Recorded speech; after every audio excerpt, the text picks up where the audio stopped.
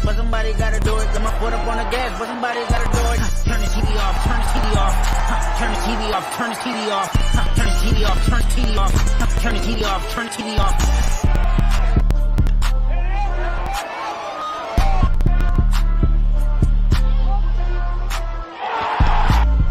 Ran up out of Lux Nessa up the highest metric. The city just made it sweet, you could diabetic. They mouth shit full of deceit. Let these cowards tell it. Walk in New Orleans with the etiquette, the elegant. Oh man. Second back, but somebody gotta do it. Got my foot up on the gas, but somebody gotta do it.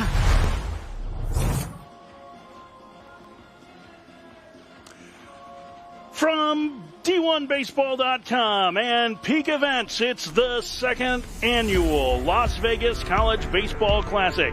Things kick off today as the Texas Tech Red Raiders of the Big 12 take on the Fighting Illini of the University of Illinois, last year's regular season champions in the Big Ten. It's going to be an exciting day for baseball here at Las Vegas Ballpark. With Mike Rooney, I'm Mike Farron, and we welcome you inside our broadcast booth here at Las Vegas Ballpark and Runes. One of the great advantages to these early season 14 tournaments is that teams get a real sense of what it's like to be in an NCAA regional. Yeah, and because the regionals are so unique, 4 different teams in a weird weekend, you're not playing 3 games against one team. The other thing you love about this is these tournaments have attracted tremendous competition. So it's not only the format, but the level of competition is excellent. We could very easily wake up in 4 months and all 3 of the 4 teams are in a regional. Yeah, a couple of teams that have had contrasts to begin the year. The Illini have been red hot. It's been a struggle at this point for Texas Tech. Yeah, and for Illinois, they're so interesting because they're a team that hits for tremendous power and play great defense. 2 things that you don't always associate with each other. Just a really fundamentally sound program. Texas Tech off to the 1-5 start that you mentioned. Don't kid yourself. This team's really talented. I think this could be the weekend that Texas Tech gets themselves going in the right direction. Weather's impacted Texas Tech. They've played just 6 games so far. They'll play only 3 weekends to this point. So a really unusual start to the season for Texas Tech. Let's get a look at the Fighting Illini as they get ready to take on Texas Tech. And here's a look at the Tech batting order. A couple of guys to look at there, Runes. Damian Bravo, the name that comes to mind right away. He was the batting champion in the Big 12 a season ago. Yeah, Bravo is a really athletic, wiry, strong right-handed hitter that wears out the right center field gap, kind of a doubles machine. And, you know, up and down this lineup for Tech, there's a lot to like. TJ Pompey going to hit in the 7th spot, which is interesting. A dynamic, this is kid 6'4", 200 pounds, middle of the field athlete. One of the more talented players nationally. You get a look there at Tyler Thompson, the leadoff man, a speedster atop this Texas Tech lineup. Their last 2 games against UC Irvine, the offense started getting going. And there you get a look at Illini starter Tyler Schmidt. And here is Illinois' defense. Maybe not the same start defensively to a team that was outstanding in the field a year ago. Yeah, I think the early season you're playing on odd fields that you're not used to. But I think what we know about this program, this will round into a very good defensive club, very athletic in the outfield. And Tyler Schmidt, the transfer from UW La Crosse, the Division III program, is making the start. He has been the Friday starter for the Illini through the first 2 weeks. Pretty good numbers for Schmidt so far, Runes, but not a guy that's missed a lot of bats to this point. Yeah, this is, I guess we would call him, what we know so far, your traditional game manager, if I could use some football vernacular, but knows how to survive traffic, knows how to minimize damage, multiple pitches for a strike, and he's going to pitch to what we think will end up being a very good defense. Yeah, this will be a really important matchup for both of these teams. Illinois went on the road last week and won a series from the high-octane pitching staff that is Texas State. We already talked about Texas Tech struggles. You get a look at our home plate umpire, Jason Vincent, Joe Burleson, the veteran crew chief at second today. And we are ready for baseball. A little bit hazy, warm temperatures. It is a perfect day here in Las Vegas as we get ready for the opening of the Las Vegas College Baseball Classic. Last year's event shortened to 2 days because of the weather. We are not anticipating any here this weekend. It should be just about perfect temperatures for great college baseball as Kyler Thompson stands in to lead things off for Texas Tech. The sophomore transfer from Galveston Junior College facing the right-hander Schmidt. And the first pitch of the ball game is a strike, and we are underway. 94 on the gun. Hey now. Thompson, 46 stolen bases a year ago at Galveston Junior College. He was in the top 10 nationally for JUCO base runners. A fly ball to center, and fighting the sun is Groves to make the catch. A leadoff man gone in the Tech first. Batting second for Texas Tech, the right fielder, number 31. Good start, Coach Barron. We're throwing strikes and we're catching the ball when it's hit to us, although that was not easy. One out for Damian Bravo. As we mentioned, Bravo last year won the Big 12 batting title, hitting over 300. Really outside of Pompey, there hasn't been a ton of power to this point in the Tech lineup.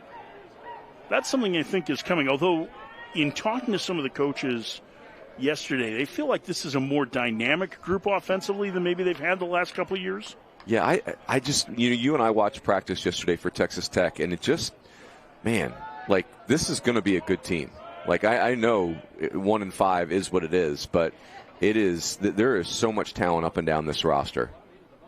Upstairs, and they count 2-1. It's not like they played cupcakes to this right. point. That's been the challenge. They went to North Carolina to take on the Tar Heels, who are a top 5 team and one of the best teams in the country. Were swept opening weekend. And then last weekend they welcomed in UC Irvine and ended up in a couple of slugfests against the Anteaters. That's a team that admittedly this season, UC Irvine wasn't sure how much offense they were going to have. They've been very offensive through 2 weeks. And foul back. Yeah, and I think UC Irvine, as you know, Coach Farron, preaching to the choir, it's not our father's Big West team. You know, UC Irvine is very physical. They're fast. There are teams that can slug. They do play a very good West Coast brand of baseball, but no harm in being. Those are good teams they played. Bravo pops that one into foul ground where Shipman makes the catch. 2 up, 2 down in the Texas Tech first. No score for Antonelli Savateri. Savateri, a transfer from Odessa College. He put up one of the more unusual statistical lines a season ago.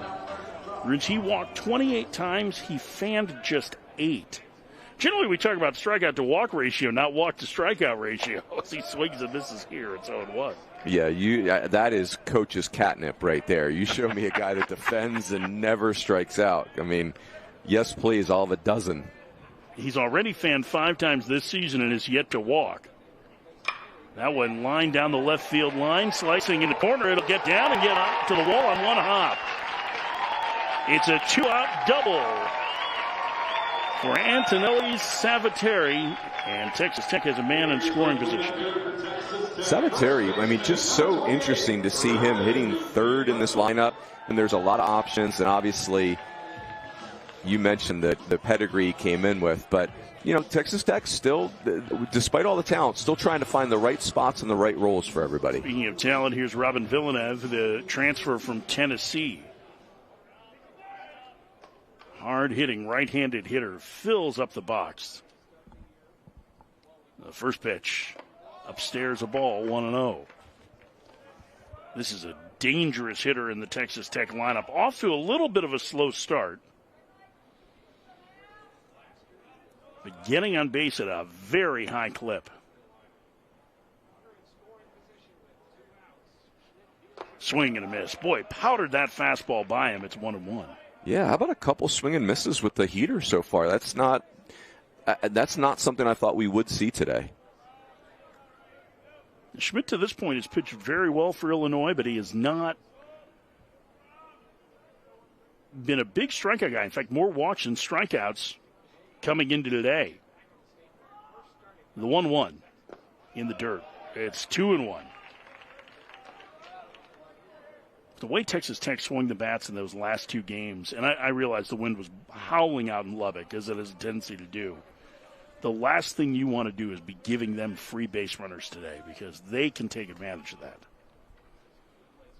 The 2-1. Upstairs, and it's 3-1. So Schmidt has been falling behind. He's run 3 ball counts to a pair of the Texas Tech hitters here in the first. Yeah, and this is where Tyler Schmidt, being a veteran, is such an advantage. He's made a bunch of college starts and always a little anxious in the first inning, any college pitcher would be. Here comes the 3-1.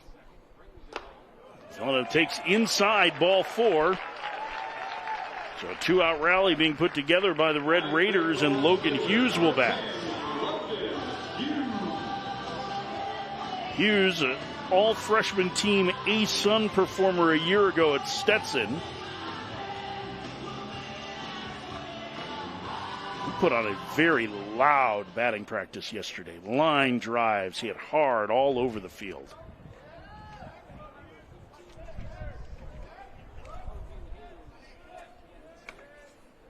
The first pitch from Schmidt. Upstairs, 1-0. It's interesting. He's very aggressive with the fastball, but has lost a little bit of feel for it right now.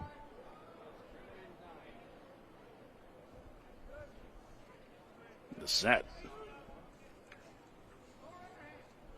And the 1-0. Upstairs. It's 2-0 to Hughes. You're right. Schmidt's a guy that's been 60% fastballs this year.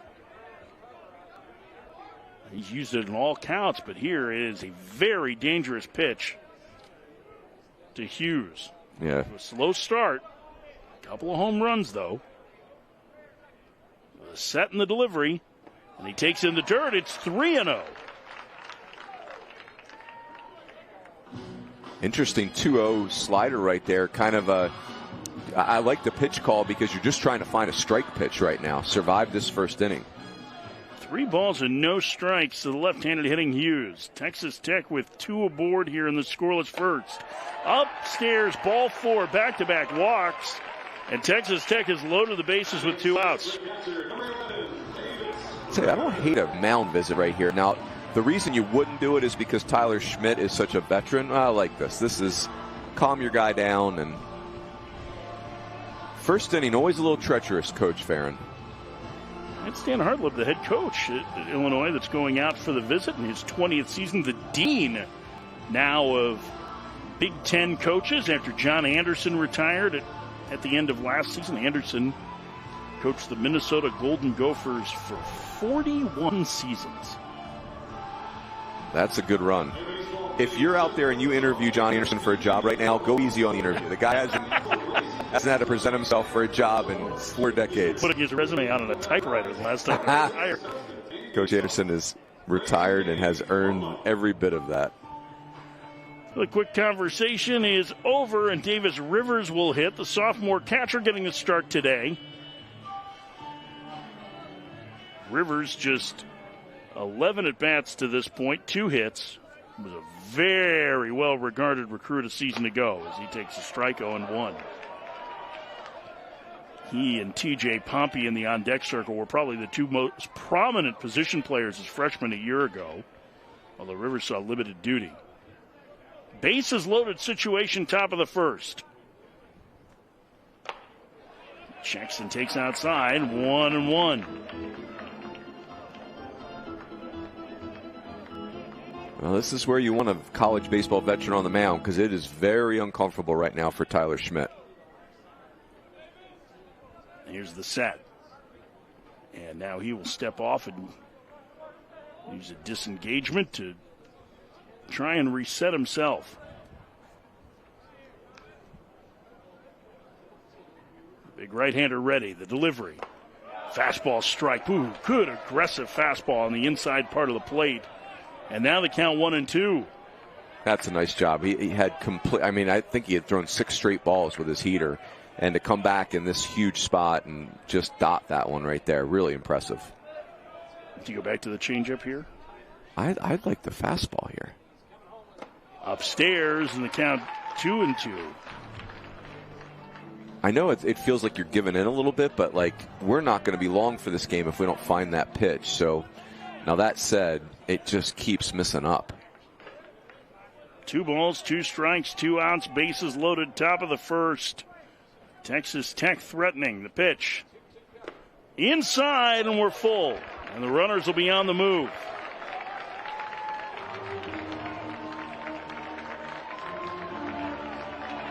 Talk about a big spot right out of the chute. Already the Texas Tech faithful trying to get the offense going. 3-2 the count. Runners go. Inside, ball 4. A bases loaded walk, and Texas Tech leads 1-0. That did not look like a call that catcher Jacob Schrader agreed with. He thought they had strike 3. But now the leading home run hitter on this Texas Tech team stands in T.J. Pompey. Yeah, this is scary because Pompey could very easily be the 3-hole hitter for this team when all is said and done. Preseason All-American honors for the right-handed hitter, leads the team with 4 homers, and he swings and misses at a first-pitch breaking ball. It's 0-1. Really like that pitch call and even better execution. Little slider cutter right there. 0-1 the count. The set. The pitch. Swing and a miss. Went right back to it, and he's ahead 0-2. I think we're throwing that again, Coach Farron, and maybe with just a little more depth. Make it a chase pitch here. No balls, 2 strikes, 2 outs. 1-0 Texas Tech. The pitch. That one just missed. I'm not sure that's where he wanted it. Yeah, that's. It almost moved like a changeup, but I don't think it was a cutter that just backed up.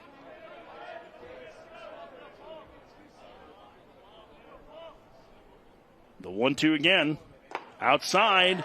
And the count 2-2. Schmidt continues to have trouble throwing the fastball for strikes. Yeah, I think, it's 2 strikes. If you're Pompey, I'm not sure you want to be guessing here, but I got to believe Schmidt's going slider for the rest of this at bat. Wanting a new sign from the catcher Schroeder. He's set. The 2-2. Swinging a liner, right field. Chialoy is there. Backpedaling makes the catch, and the inning is over. Texas Tech gets a run. They leave them loaded. We head to the bottom of the first. Texas Tech 1, Illinois coming to bat in the Las Vegas College Baseball Classic.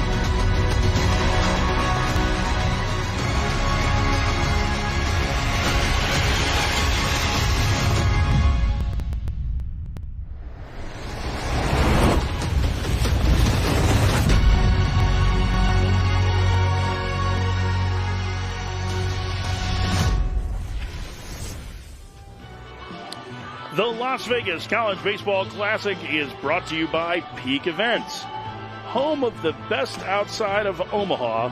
Follow us at peak.events on social media to keep up with the best in early season college baseball.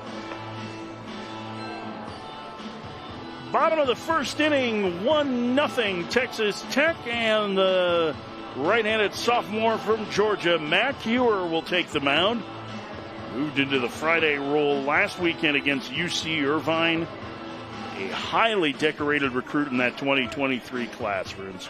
Yeah, and I know Mac Ewer's from Georgia, but gosh, is he what you think of when you think of right-hander from the state of Texas. Just big, burly, old-fashioned, coming-at-you fastball. You know, I would say the pitchability is making is advanced year over year. There's more change-ups in the arsenal this year.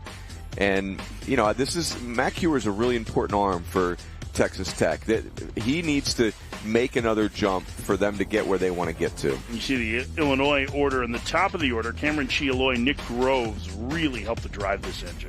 Yeah, Groves is the transfer from Niagara. Great career, perfect 2-hole hitter, left-handed hitter. Been a big part of Illinois' early season success.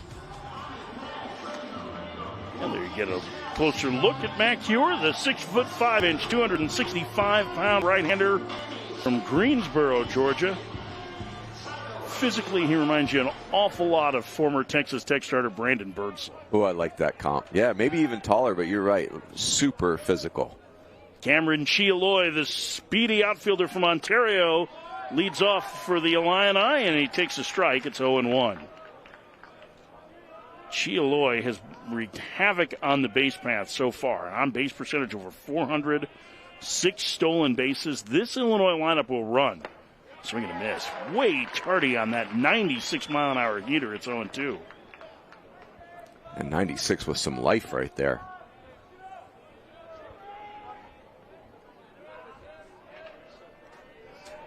Huer's pitch. Went in the dirt. Chialoy's going to be fun. He's a really good baseball player that isn't going to jump off of a roster at you. Corner player, right-handed hitter, a little undersized, but once the game starts, he can really play. Swing and a miss. He's down on strikes. You were going to a slider there and the leadoff man gone. Couldn't have a better start than that if you're Mac Huer. The fastball was crisp and, yeah, just a tiny little break, little late break on that slider. Well done. Here's Nick Groves, the transfer from Niagara. Runes mentioned him earlier. Groves had a very good season for Niagara a season ago as they made the NCAA tournament for the first time. He takes a strike at the knees. It's 0-1. Boy, Huer really aggressive with that fastball so far. Yeah, I'm just playing catch with 95 miles an hour right now. The big righty rocks and delivers in the dirt. Count 1-1. It's interesting. I mean, it's 96, but looks like there's more in there.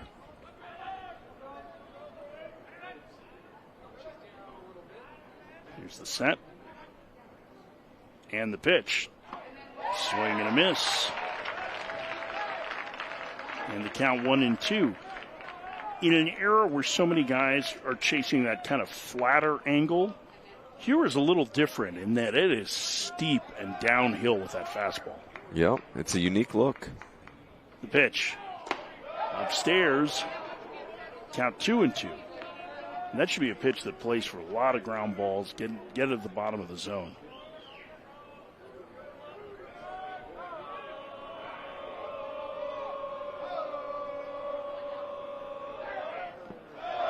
Rose checks and takes low, and the count is full, 3-2. 1-0 Texas Tech in the bottom of the first. Groves, we're talking about how often Cameron Chialoy had been on base. His on-base percentage near 600 to this point for Groves.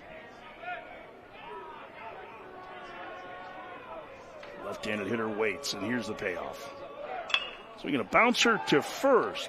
Villeneuve has it, takes it to the bag himself. 2 up, 2 down in the Illinois first. And it'll bring Kyle Shipman, the third baseman. Shipman transfer from Cincinnati. So with Huer, much better start for Mac Huer than we saw last week against Irvine, where he ran into trouble. I don't know, Coach Vern. Tyler Schmidt's in the dugout saying, now, this is the hard part. That third out is the one that'll get you. First pitch of the right-handed hitting Shipman is a strike, 0-1. Boy, that's crisp. That little slider right there, I like that. Shipman from Geneva, Illinois.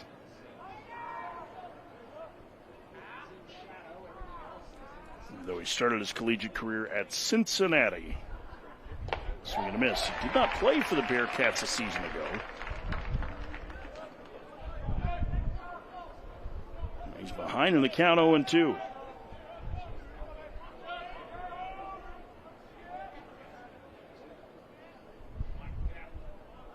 Swing and a miss. Mac Huer showing off the heat here in the first inning and a perfect first. We head to the second.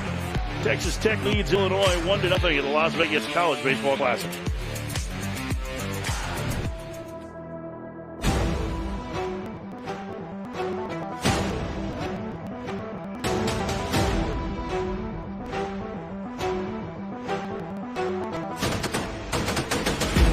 your attention. I hope that I got your attention now. Listen, this rag's the richest stack. The figures, no voice in your head telling you have. And listen, that's the way you're pushing past the mentions. They say I couldn't, I did it again. Watch this. They say I couldn't, I did it again. Watch this. And now you can stop this. I can go. Watch this. Watch this.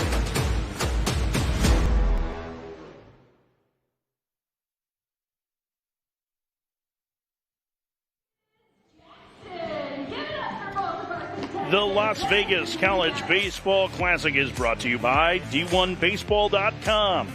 No one covers college baseball like D1 Baseball, covering every game from coast to coast. D1 Baseball is the resource no college baseball fan can be without.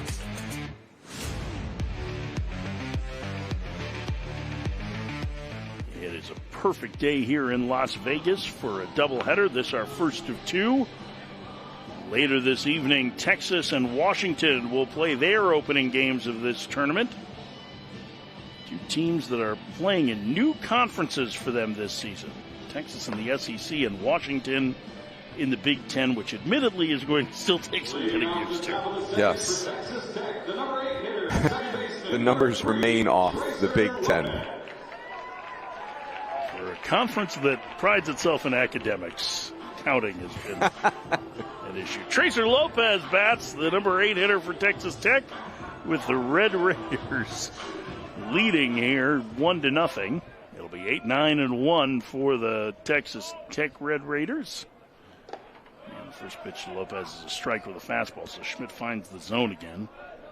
It's 0-1. You mentioned Schmidt is experienced.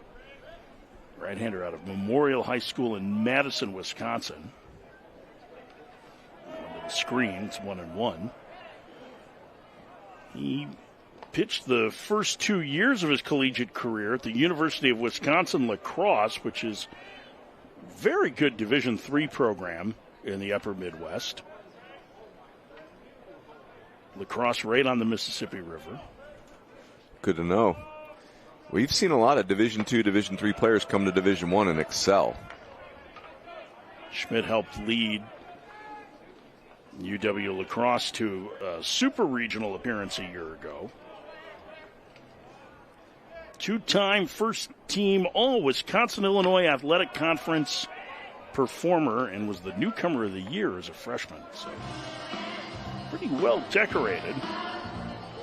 I thought it was really cool in the preseason. The catcher at Virginia, Jacob Ferentz, who was a Division III transfer from Salisbury, was the first-team All-American in the preseason, a Division III transfer. Lopez down on strikes and leadoff man gone in the Tech second. That's the first strikeout for Schmidt. It'll bring up the number 9 hitter, freshman Coleman Ryan, the shortstop. This slider cutter, it's got more velocity than what I anticipate on this breaking ball, but he's generated 3 swing and miss with this pitch already.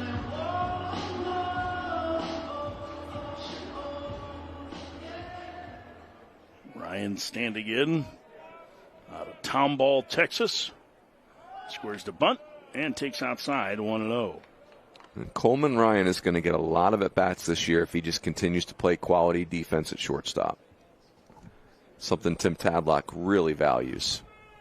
Been an uneven defensive start for Texas Tech overall. We talked about that with Illinois, too, that neither of these teams have played, I think, defensively up to their standards. Is that fair to say? I mean, T.J. Pompey with 4 errors already is shocking. Shocking. I mean, this is one of the best defensive infielders in the country. There's a strike. It's 1-2. Yeah, and obviously Pompey's such a good hitter, such an offensive force that if you're Texas Tech, you're just trying to find a home for him where he can settle in and get comfortable. He could play center field, shortstop, he could play anywhere, but just not settled in all the way at third base yet. The 1-2. On the ground to short. Zebig has it. He will throw to first just in time to get the streaking Ryan. 2 up, 2 down. The first 2 outs were no problem for Tyler Schmidt in the first. And now he turns the lineup over and Kyler Thompson bats. Yeah, if you're Texas Tech, you just can't let Schmidt off the hook here, where Pompey's line out in the first could have easily been a very bases clearing triple, but you do not want Tyler Schmidt back in the dugout with a 1-2-3 inning. First pitch misses outside to Thompson. It's 1-0.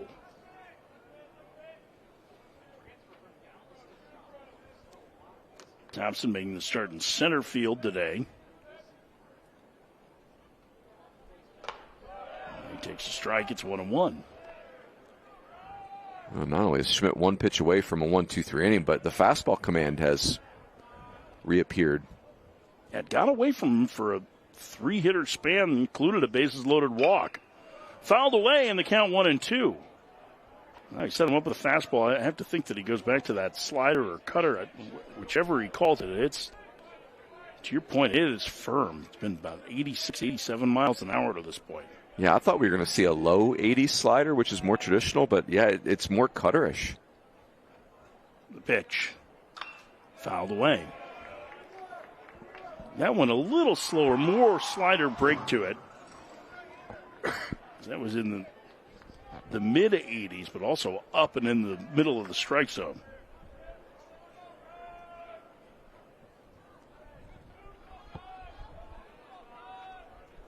Schmidt's 1-2. Lined into left field, a base hit.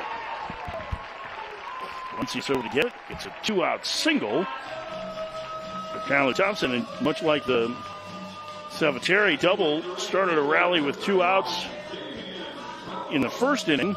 Second hit of the game for Texas Tech. Comes with 2 outs in the second. Boy, that's a good at bat, and Thompson is a very good runner. Can create all kinds of havoc over there. Here's Damian Bravo. Throw it to first, and the runner dives back. Boy, Tyler Schmidt's got to be thinking, what does a guy got to do to get a 3rd out around here? The pitch count getting up there, you can see 43 pitches. That one lined into right field. Chialoy will have to play it on a bounce. A base hit for Bravo, and Texas Tech threatening again with 2 on and 2 outs here in the second. That is so Damian Bravo. Boy, does he blister the ball to the other side of the field. That's not filleting a single to right, Coach Farron. That's hammering the ball the other way. And Nelly Salvatierra, who doubled his first trip and scored the lone run of this game, bats. So now a big spot for Schmidt early on. The first pitch. There's a strike. Off speed. It looked like it caught the corner, much to the chagrin of the Tech dugout. You can hear them chirping about it. Yeah. For Schmidt, that looks like the changeup to me, and that's a pitch that I wonder if you don't see a bunch more this inning. That one off the end of the bat to short. Ziebig has it to the short way to second for the force, and Schmidt gets out of the jam as Texas Tech strands the pair. Through 1.5, Texas Tech leads Illinois 1-0 in the opener of the Las Vegas College Baseball Classic.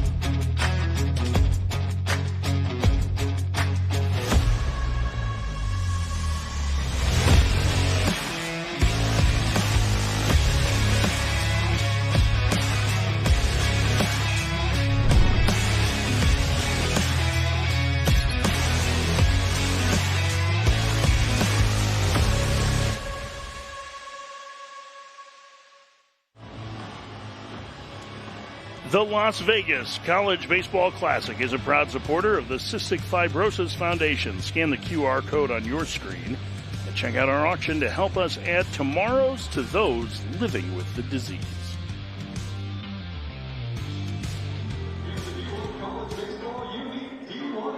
Mac Hewer had a really impressive first inning for Texas Tech, pitching with a 1-0 lead here in the bottom of the second. Big right-hander faced the heart of the Illinois order. Mac Hewer was the 13th round pick of the Guardians out of high school. Did not sign. Learns he was homeschooled. There's a lot of different reasons that people are homeschooled, but Mac Hewers is about as unique a reason as I've ever heard. See, he and his brother run a livestock company. They raise lambs and hogs. And Hewer, it's not like it was the family business that they were inheriting from a parent. It's one that his brother kind of started out on his own and wanted Mac's help, and they're very, very successful, well regarded in Georgia. He's won all sorts of awards for it, and it would seem that Lubbock would be kind of the perfect place to go to for somebody who was interested in livestock farming. That would be a funny recruiting visit. I need all our best livestock people in here. On the ground, deep in the hole, it short eludes Ryan. Vidas Valencias, the leadoff single for Illinois to start the second, their first hit. Boy, this start of this game, Coach Farron, is a microcosm of Tech's season where it feels like they very much have outplayed Illinois. Hewer has outpitched Schmidt so far, and yet it's 1-0 with Illinois with their leadoff hitter on in the second inning. It just, Tech is, the game is biting at them a little bit right now. 5 men left on base already for Tech. Jack Ziebig hits. Transfer from Division II Maryville. Shortstop takes low. It's 1-0.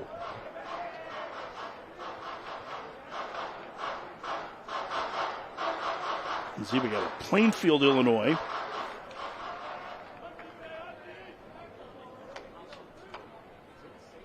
And that one on the ground to the right side. To his left, the second baseman sliding stop. Throw to first, and an excellent play by Lopez for the first out. That is a really nice play by Tracer Lopez, who, despite playing second base, is really the veteran of this infield right here. This could have very easily turned into first and second, nobody out. That's really well done. Valencia's moved to second on the play, and here's Greg LaChance. LaChance out of Jefferson College, junior college in Missouri, takes low, 1-0. He is one of 3 Canadian-born players in the Illinois lineup, and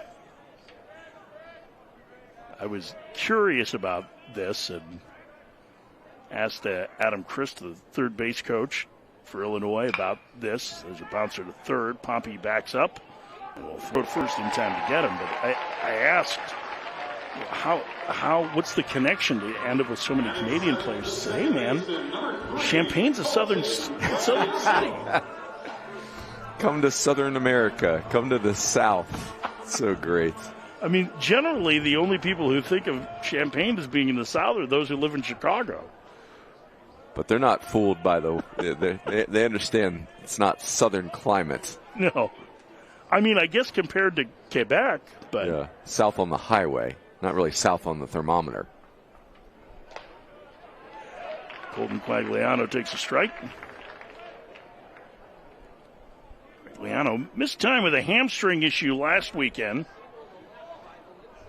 Transfer a year ago from Illinois Central, was a key part of Illinois' offense. They led the Big Ten in homers last season. The 0-1. And he hits one high and deep to center field. Racing back on it is Thompson, makes a diving attempt and will get to the wall. Game is tied. Quagliano racing around second, heading for third. The throw not in time.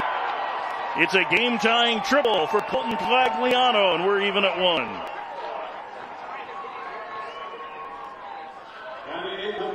You know, this Quagliano gets all over this pitch from Hewer. What an effort right there by Thompson, by the way. Boy, was he scooting. A lot of room to cover here. I'll say this, Coach Vern, Tracer Lopez and TJ Pompey made 2 really tough plays. Otherwise, that is more than a 1-run triple. And remember, it was a ball that was a one-hopper to Ryan, the shortstop, that just eluded his glove. That helped to set up that run. That started the inning. To your point earlier about Texas Tech being a bit snake-bit, Drake Westcott hits. Westcott down on the 8 hole, in part because he's off to a slow start this season. But this is one of the better power bats in the Illinois lineup. A pair of homers already for him. He takes it's 1-1. Yeah, and at 6'3", 221 pounds with Westcott, I don't care if you're calling pitches against him. It doesn't matter what his numbers are. You're anxious because he is a one-swing change the score guy.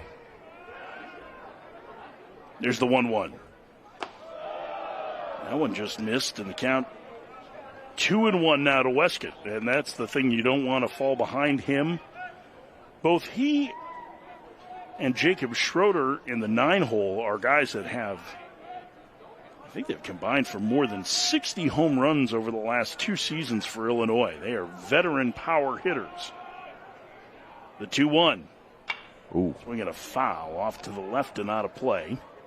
Hewer's got 2 breaking balls, it appears. A 77 to 80-ish curveball, kind of steal a strike pitch, and then that mid-80s cutter slider. But Westcott was sniffing that curveball right there, just missed it. 2-2. Game tied at 1. Illinois with the go-ahead run at third. Foul back. Ooh. He had that fastball covered and was just a little tardy. Yeah, now it's a tough pitch call to Westcott right now because it felt like he had sniffed out your curveball, so you try to blow him up with fastball in, and he's all over it. He's kind of reading Mac Hewer's mail right now. You mentioned it earlier. Hewer has an improved changeup this season. Let's see if he goes to it here. Well, I like that idea. 2-2 the count. The pitch. Fouled away. He stayed with the fastball, and he was a little late on it. And that's where the changeup feels a little anxious because we're tardy on the fastball. Do we just run the barrel into the changeup?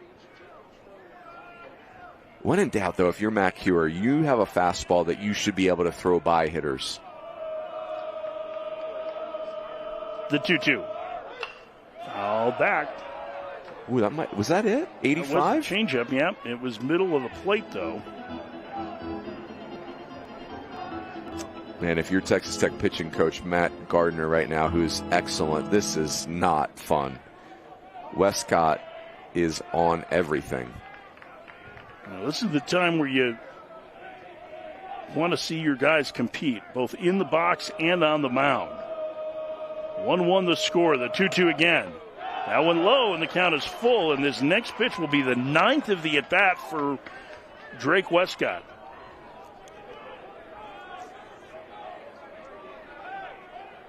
Right-handed hitting Schroeder's on deck. 3-2 the count. The pitch. Swing and a miss. Blew him away with the heater, and the inning is over. But Illinois ties the game on the Quagliano triple. We head to the third. Illinois and Texas Tech tied at 1 in the opener of the Las Vegas College Baseball Classic. Dip into your Raising Cane's whenever the craving strikes for something hot and fresh and oh so delicious. Dip in for perfectly salted, crispy, crinkle-cut fries. Dip in for garlicky, buttered Texas toast. And of course, dip in for tender, hand-battered, cooked-to-order chicken fingers made just for you. At Raising Cane's, our secret cane sauce makes every dip a delight. Order on the app or online so you can dip out just as fast as you dipped in. Raising Cane's chicken fingers. One love. Want to stay up to date with the Las Vegas College Baseball Classic all year round? Be sure to follow us on Facebook, Instagram, and Twitter, now X, at Las Vegas CBC on all our social media platforms.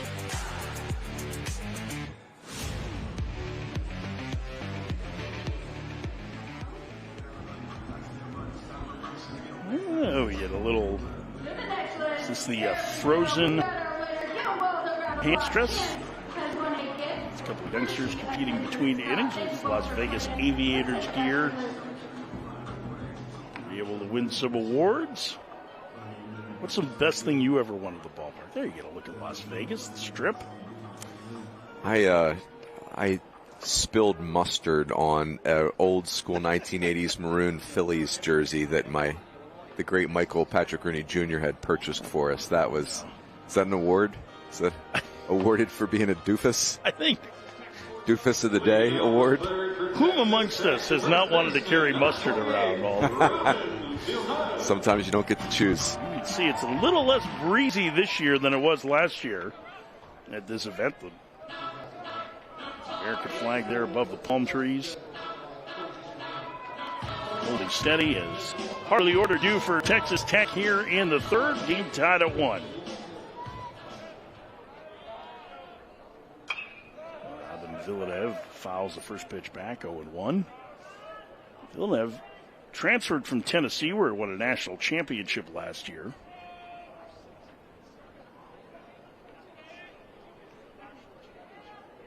Schmidt's pitch line down the left field line. That one's going to get to the fence and could be extra bases. Villeneuve on his way to second with a stand-up double to start the Tech third. I think Robin Villeneuve is a really important bat for Texas Tech. Tremendous home run power, tremendous slug. Had some real moments for Tennessee last year. And that's a 0-1 breaking ball right there that sits up. If he's going to handle fastball and off speed, he could be in for a big season, Villeneuve. Logan Hughes bats. He walked one of 3 free passes Texas Tech drew in the first inning, including one with the bases loaded. First pitch to Hughes upstairs, 1-0.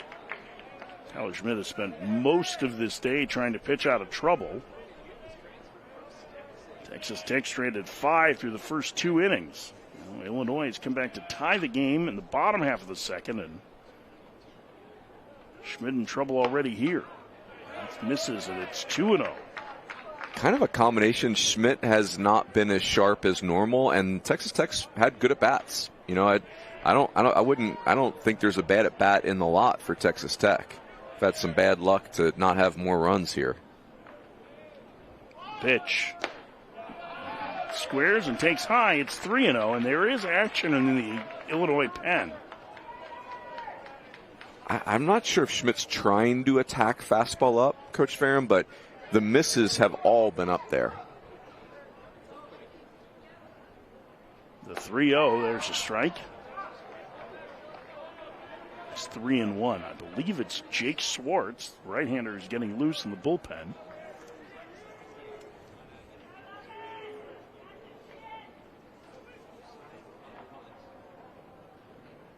Look at the righty. Yep, that is Swartz from Bloomington, Illinois. That one foul back. And the count is full.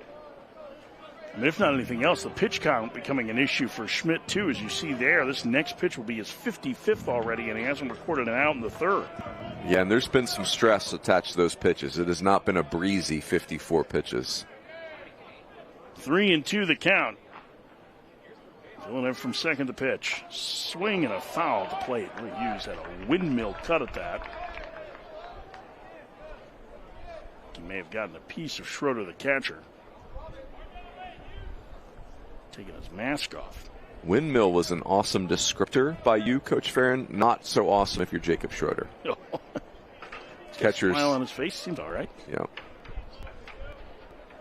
He's from Champaign, Illinois. Come on. That's where he's currently from, I should say. Look at the replay on this one. Oh, no, it was just a foul ball. How about that? Well, that's fortunate. Better than the bat. 3-2 again. High pop-up. First base side. Second baseman LaChance backpedaling, makes the catch. And that's out number 1. That ball was hit way up in the air. That got uncomfortable for a second, didn't it? We are fortunate here in that all AAA ballparks have the StatCast and Hawkeye technology. I can tell you that ball is 160 feet in the air. How about that? So imagine Bugs Bunny dropping a ball off the top of a 16-story building and then trying to catch it. That's basically what you were looking at. Here's Davis Rivers. 1 out, 1-1 game. Liner down the left field line and foul. You remember when he did that, right? And he drops the Bugs Bunny, anything to do with a bit. He was really good with the great changeup. Yes, I mean, like, he's the one pitcher where I would tell you sit on the cambio. You're not getting a heater.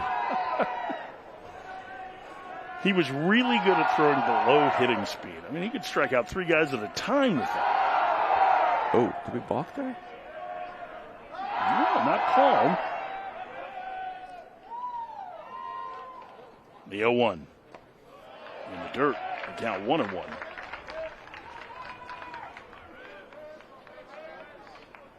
Rivers walked to load the bases in the first.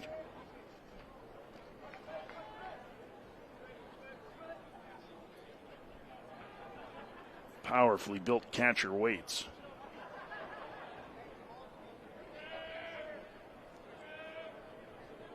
And he swings and drives one to deep center field. Going back out of the center fielder Grove. Still going back, still going back. It's one hop against the fence. Villanova will score on the RBI double from Davis Rivers. Texas Tech leads 2-1.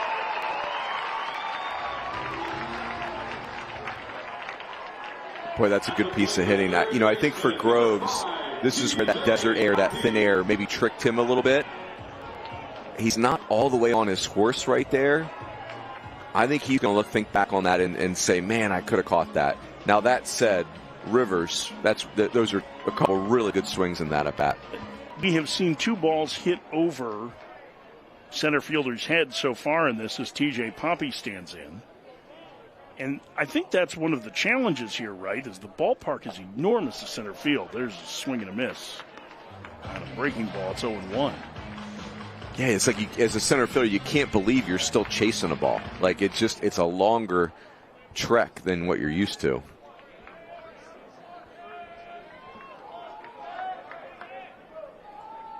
I think we had saw our home plate umpire hold up number 1, Jason Venzen. Did he count that as a mound visit because of a late time call? Or was it a warning? That went upstairs. 1-1. You is that your disengagement? Is that what that? Well, normally the disengagement is one hand, one finger out to the side. One finger up is usually a warning or a mound visit. On the ground to third and foul. Just foul. 1-2.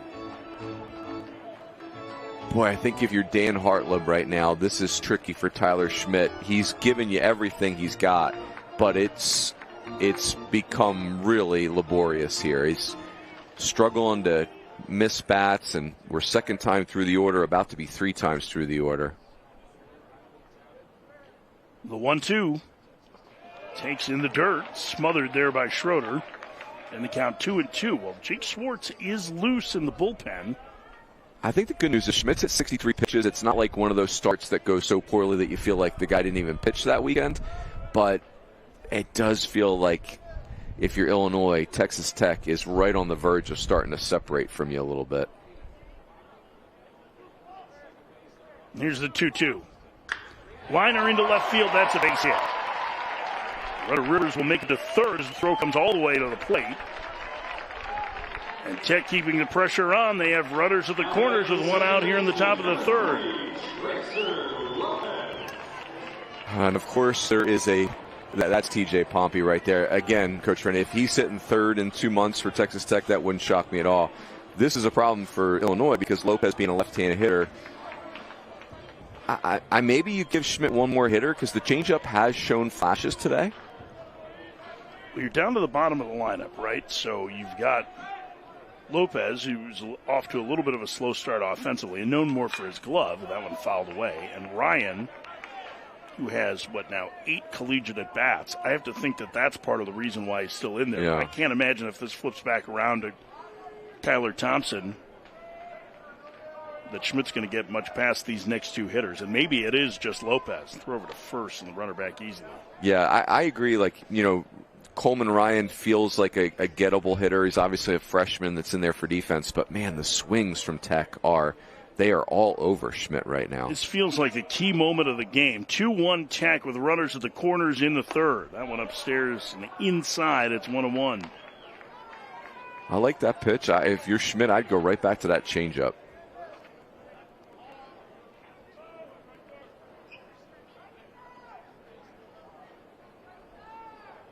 Wisconsin-born righty comes set. Another throw to first, and diving back is Pompey.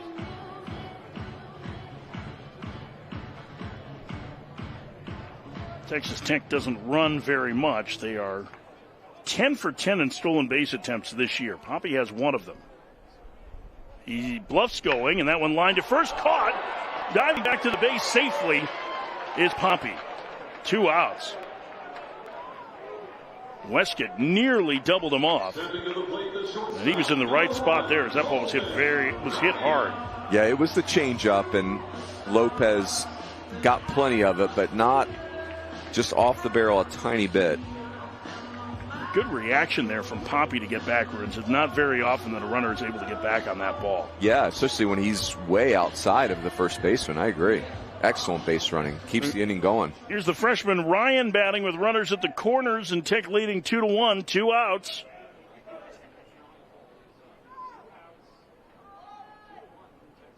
Here's the first pitch coming to the right-handed hitting Ryan. Runner goes. It's a double steal, and they've got the man hung up at third, and he is out. Somebody missed a sign. As Rivers was coming home, there was no delay on that steal, and I wonder if Ryan missed a chance to squeeze. Tech gets the lead, though. We played 2.5. They lead Illinois 2-1.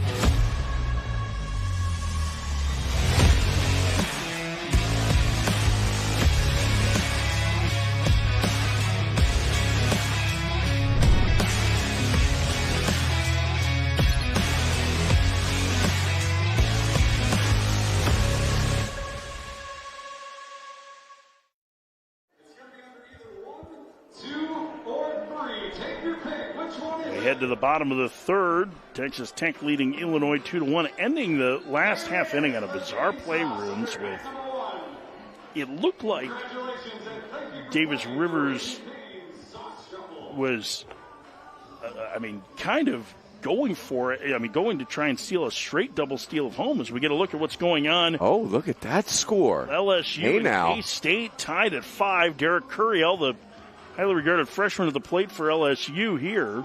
Break up the Wildcats. Yeah, the K-State Wildcats have struggled on opening weekend. Swept the big tournament in Arlington last weekend, and they are hanging tough with LSU. That game going on at the Frisco College Baseball Classic. And the top of the 9th inning in a 5-5 game. Funny talking to Pete Hughes this week. You and I he's mentioning that. Yeah, sure, we'll face Arkansas's number 1 in a tournament weekend 2, Gabe Gackle, and then bring on LSU's number 1, Kate Anderson, in weekend 3. Why wouldn't we? K-State ain't afraid to play. They got left out of the tournament a couple of years ago because of a non-conference strength of schedule that was deemed too soft by the committee, and K-State has done nothing but schedule everybody. I think they would schedule 6 major league teams on the road. Pete Rose going to give him an RPI boost. Said, hold my beer after that selection show. Here's Jacob Schroeder, the number 9 hitter, to lead things off for Illinois in the bottom of the third. First pitch inside, 1-0 to the catcher in his 6th year of college baseball. Graduate student at Illinois.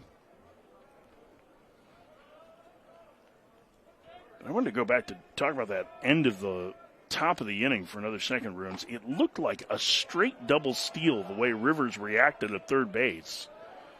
Somebody had to miss a sign somewhere, right? It wasn't 2 strikes. It was 2 outs, but not 2 strikes. First pitch. Yeah, and it was as if they were running that trick play that you would run against a left-handed pitcher, where both guys take off at the same time, except for it wasn't a left-handed pitcher. Liner just fouled on the right field line. 2-1.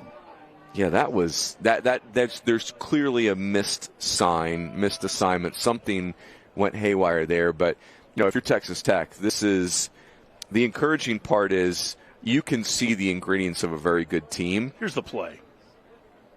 Yeah, there's just no way if you're Rivers, you're doing that against a right-handed pitcher. Generally, what you would see in that situation is you're hoping that the catcher will throw down to second, right? Where Pompey, but he left so early. Schroeder'd have to be blindfolded not to. Right. So it's either a later reaction from the third baseman or the other possibility. And I realize that there were 2 outs, but it would not be the first time that somebody tried to bunt for a hit in that situation. You put a squeeze on at the bottom of the lineup, even with 2 outs. So something was a miss there, and Schroeder draws a leadoff walk here, the Illinois third.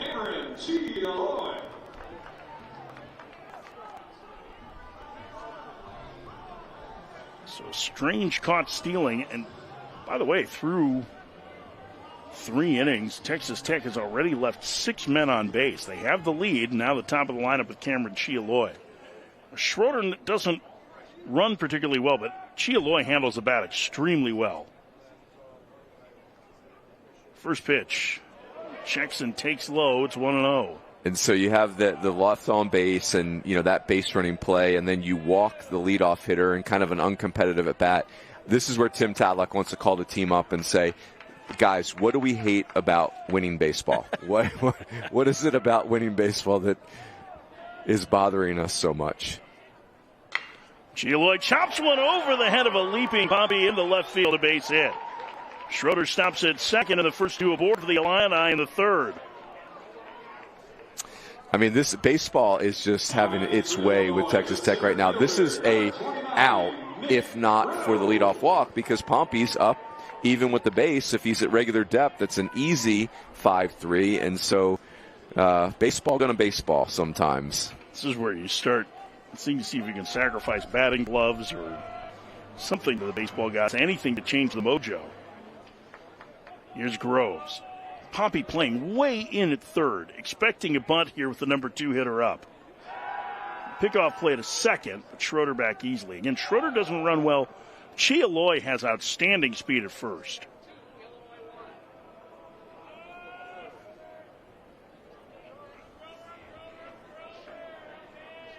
Runners at first and second, and Illinois threatening here in the third. First pitch inside, 1-0. I mean, Hewer's stuff is still very crisp, but the command, we're starting to spray the ball a little bit. And that kind of sounds like it has been the story for Hewer to this point in 2025, is that he just has not had great command.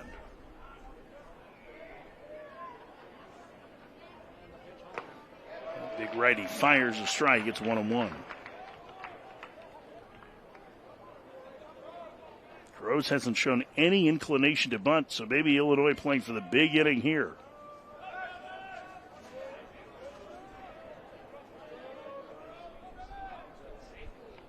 The runners go. The pitch is a ball, and it's an easy double steal.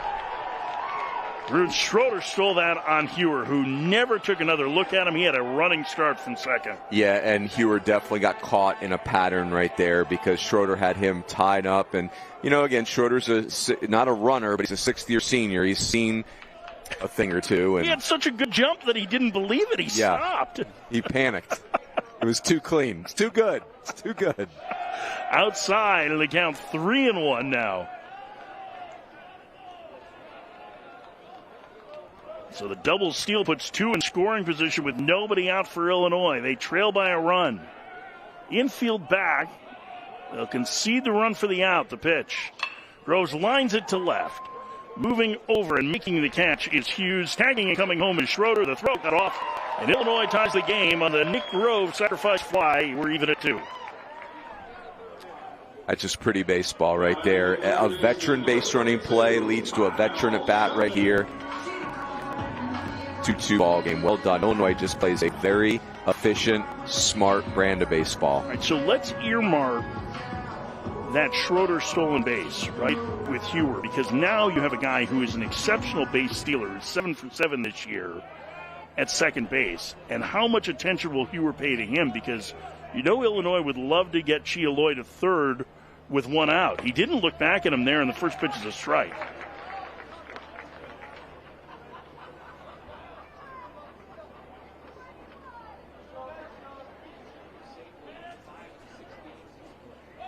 Chialoy edging off second.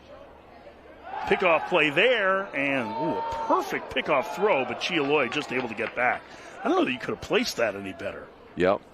Although, in fairness to Hewer, those physical, bigger pitchers do struggle to hold runners. Holding runners about quick feet and a quick release, and Hewer is more about velocity, clearly.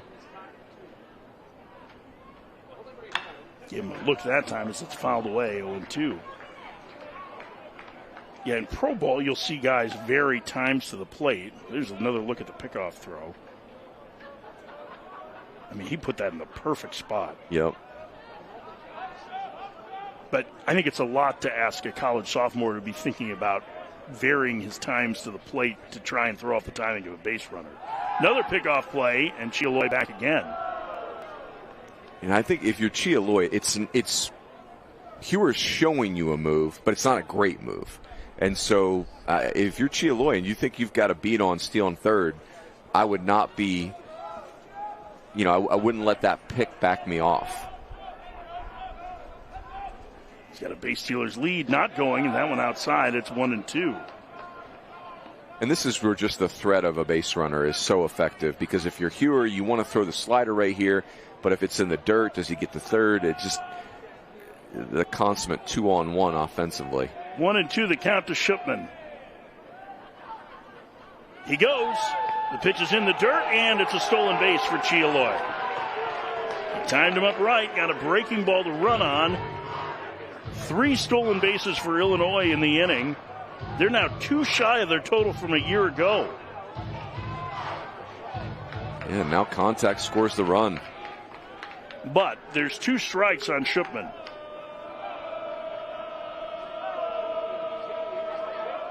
Foul back.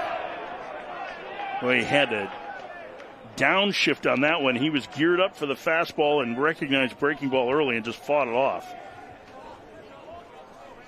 Yeah, this pitch right here, this is the difference between winning and losing. Can Shipman get something on the field, and can Hewer dial up an out pitch? 2-2. Outside, and the count full now to Shipman.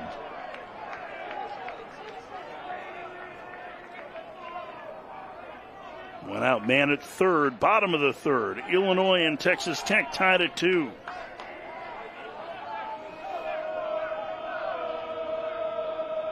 The 3-2. In the air, center field. That should be deep enough to score Chialoy.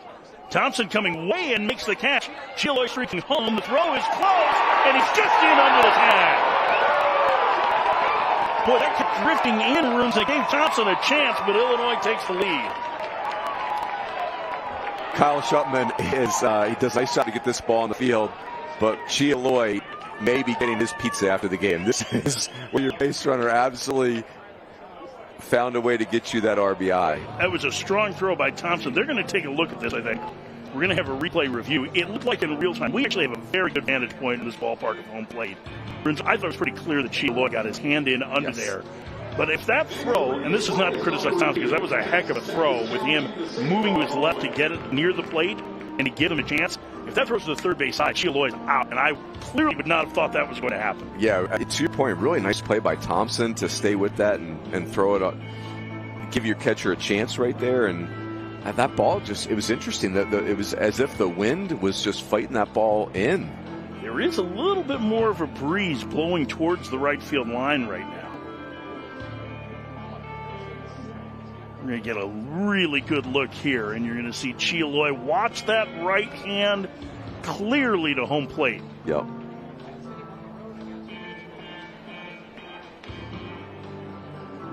This is the Jacob Schroeder inning right now, because that leadoff walk and that steal of third, as you pointed out, that was...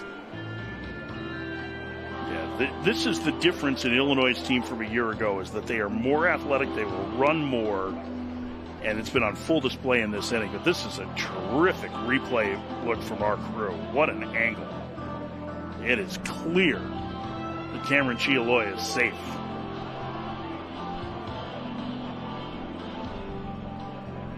Not sure what we're still looking at. What's the Raising Cane's ad? Probably they're getting hungry.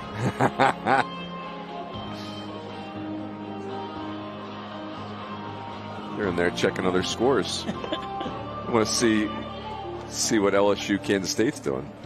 Jason Venson, our home plate umpire, and Joe Burleson, the crew chief, in taking a look at this. Maybe Joe was just waiting for us to shout him out. That's what it was. Yes. Veteran umpire. And Jason Venson was correct. That is, he nailed the call on the field. Yep. Feel very confident saying that. I'm still stunned that that play was as close as Yeah. it was. I mean, credit to Kyler Thompson, boy. This is, when Texas Tech started the season 1-5, there's a lot of questions when a program of that caliber gets off to such a tough start, and you start trying to explain it away.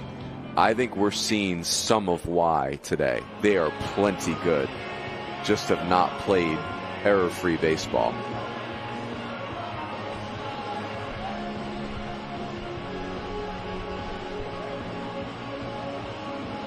They're taking so long to look at this, Runes. I almost wonder, could one of the things they've been looking at as to whether or not Chialoy left early? That's interesting. Jason Venson coming out now, home plate umpire calling him safe. Didn't get a good look there from whether or not the ball was caught at the same time that Chialoy left, but certainly it was a long look at it, very thorough. But again, Cameron Chialoy with some great base running, 2 stolen bases, and then scoring on that shallow fly ball. And it gives Illinois the lead.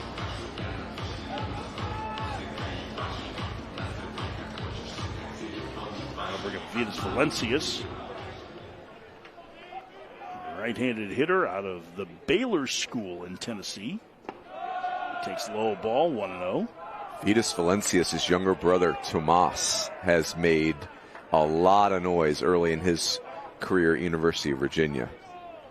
Left-handed pitcher throwing 1,000,000 miles an hour. Upstairs, it's 2-0. Valencius started his college career at South Carolina.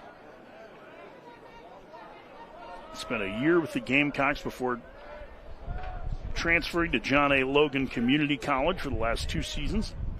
Very good community college program in Illinois. He fouls that one back. It's 2-1. He's a native of Lockport, Illinois, which is the hometown of Ron Coomer, former All-Star.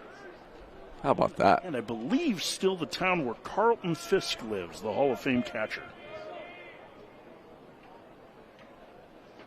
2-1.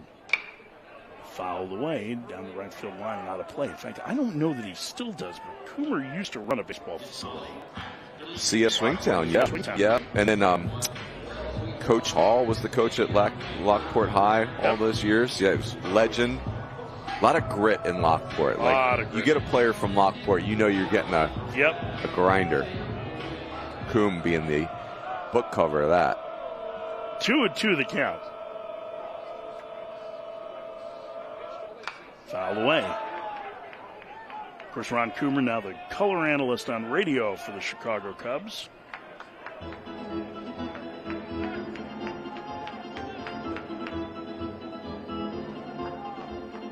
Valencius digs back in. A single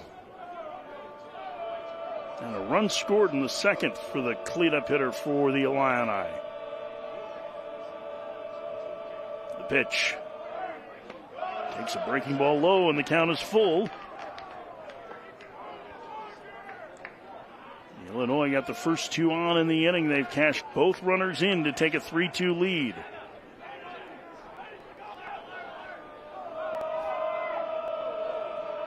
And here's the payoff. Outside, just off the plate.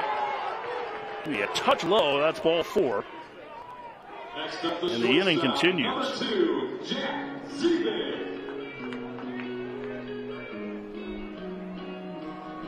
I'll bring up Ziebig, the shortstop. And based on the first inning for Mac Hewer, I did not have him struggling his way through the 3rd inning on my bingo card. He is almost at the same pitch count that the starter Tyler Schmidt, who has really scuffled with his control, is. Matt Gardner, the pitching coach for Texas Tech. I'll tell you, I think this conference is not about a pitch adjustment or mechanics. I think if you're Matt Gardner, you're kind of telling Mac Hewer, man, you're too good for this result right now. I mean, it's 2 walks, it's not holding runners, it's a sac fly, and, 2 sac flies really, and an infield single. It's, you've thrown the ball great.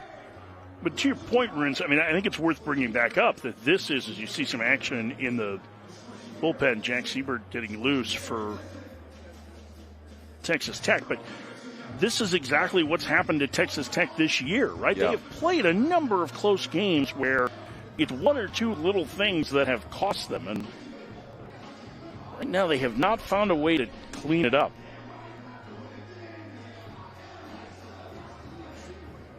You know, I know you can get fooled by watching infield and watching batting practice, but watching them take infield last night, you would never have guessed that this team had struggled defensively.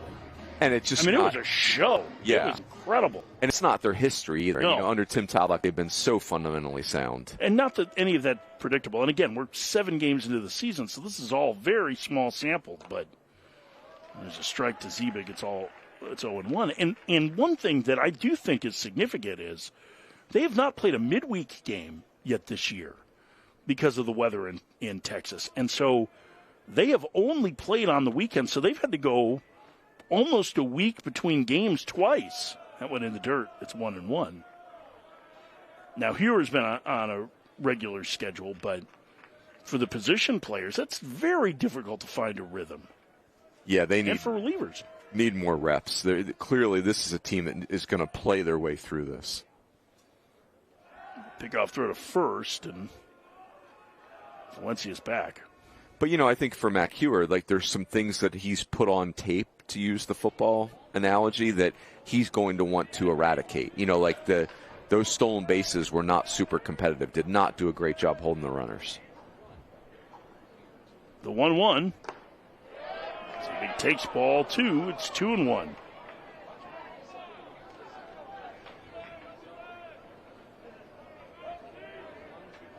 Zebig from a ball-playing family. His mom played softball at Eastern Illinois University in Charleston, Illinois.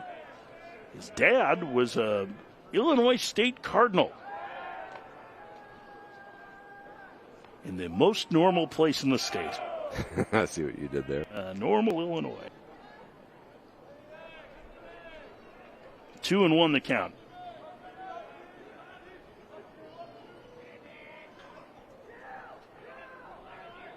The pitch. Up and away, and the count now 3-1 to Zebig.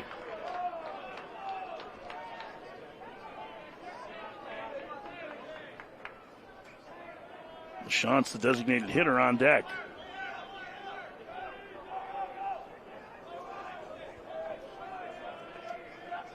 Three and one. Outside, ball 4. Third walk of the inning issued by Hewer. And here's LaChance. LaChance has been one of the more pleasant surprises for Illinois to this point. The quality of his at-bats has really stood out.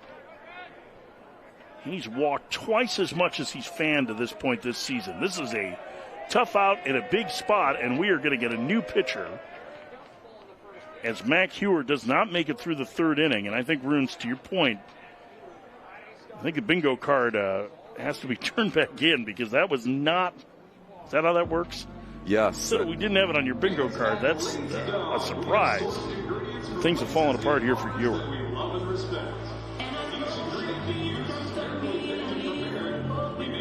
So Jack Siebert will come in.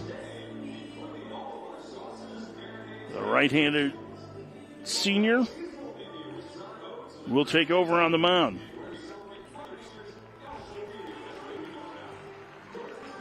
Hewer walks off. And everything kind of unraveling on him here in the third inning. And so Texas Tech into the bullpen early. Yeah, just an odd outing for Mac Hewer. I think there's a lot that he can learn from that outing, but I'm sure he will be bitterly disappointed. It feels shocking that he did not make it out of the third today. Got to credit Illinois. They baseballed him to death. All the little things started to add up. Jack Siebert, the new pitcher, a transfer from South Florida.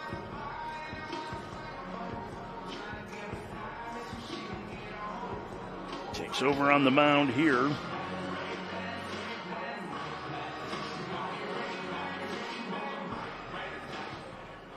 Siebert will make his third appearance of the season.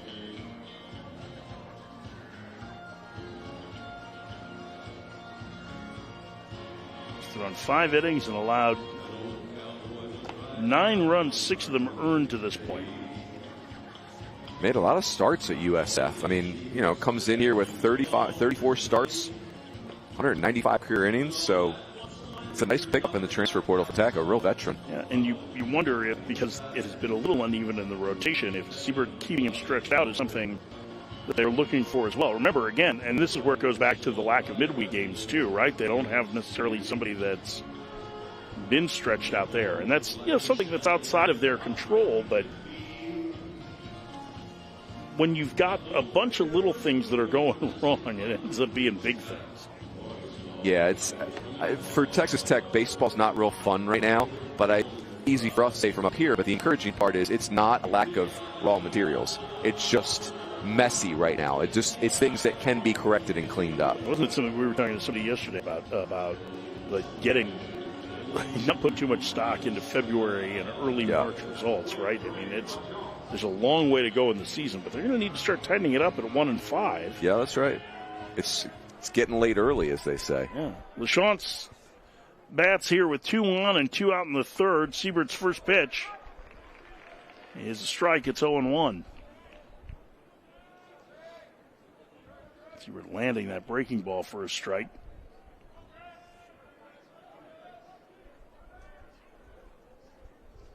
The 0-1 outside, and the count 1-1. Siebert kind of a kitchen sink guy in his career. Fastball, changeup, slider, cutter, curveball. The changeup, slider, cutter, all in that 15% range as far as usage goes. 1-1 is a strike. A big strike there with the slider, and the count now 1-2 on LaChance. Now, this is a good contact man for Illinois. They've plated 2. They have 2 more on here as they lead by a run in the third.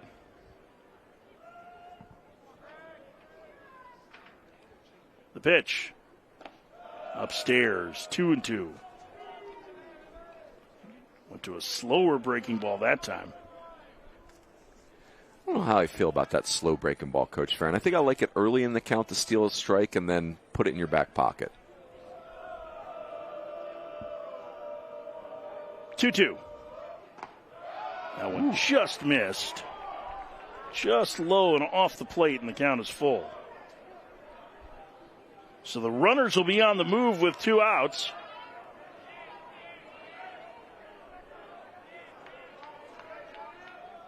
Siebert set. The runners go. The pitch. Ball 4, and the bases are loaded for Illinois. 4th walk of the inning for Texas Tech pitching. He'll bring up Colton Quagliano, who tripled home the first Illinois run in the second. And got into it, too. Like, that was not a cue shot triple. Quagliano, another one of those returnees from last year's potent Illinois offense.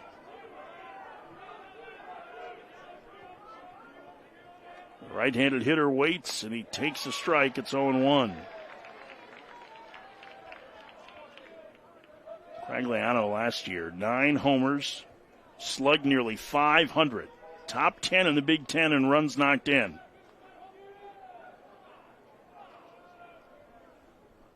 The pitch, foul back. Ooh, he had a big cut there. It's 0-2.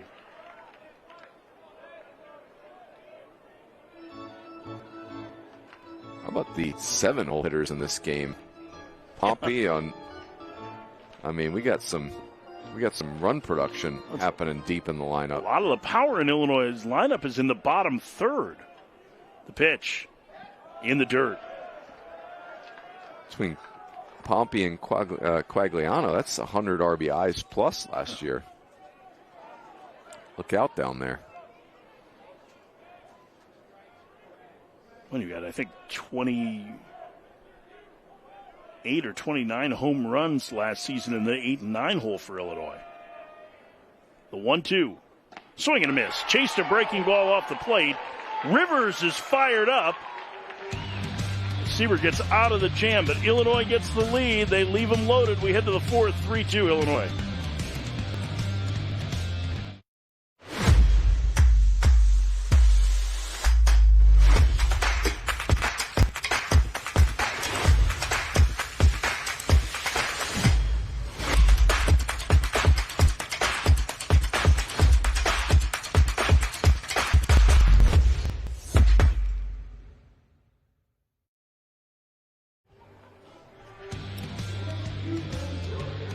Back in Las Vegas, and you get a look at two patches that are on the wall that the folks at Peak Events have put up. On the right is an MA from Mark Allen, the Illinois pitching coach who lost his battle with cancer at the age of 49 this year, just before the season started.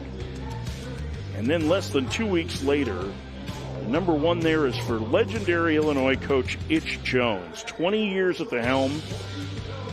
Dan Hartleb played for him. The Illinois coach at Southern Illinois University was an assistant for him there. Took over for Itch when he retired in 2005. Itch Jones is a legend in college baseball. A truly good man. He helped lead Southern Illinois University to 3 NCAA Men's College World Series appearances. It has been a rough, emotional start to the year for Illinois, its players, and its staff. And I talked a long time to Dan Hartleb about it today, Runes. And Mark Allen and he were very, very close. Yep. And even while Allen was gone for most of last year dealing with cancer treatment, he was constantly checking in with pitchers. And there's a real void right now just in his presence. Mark Allen was a big presence. 100%. Dan Hartleb quite clearly lost 2 of his best friends, and to your, very tough times. Itch Jones, what a legend. You mentioned the 3 Omahas, nearly 1,300 wins. How about Itch Jones and his wife Sue were married for 62 years? Talk about an incredible accomplishment. So it's tough times for Illinois baseball in that regard. First pitch to Coleman Ryan as the strike as Tyler Schmidt has a fresh start here with a 1-run lead in the fourth. He has struggled with his control to this point.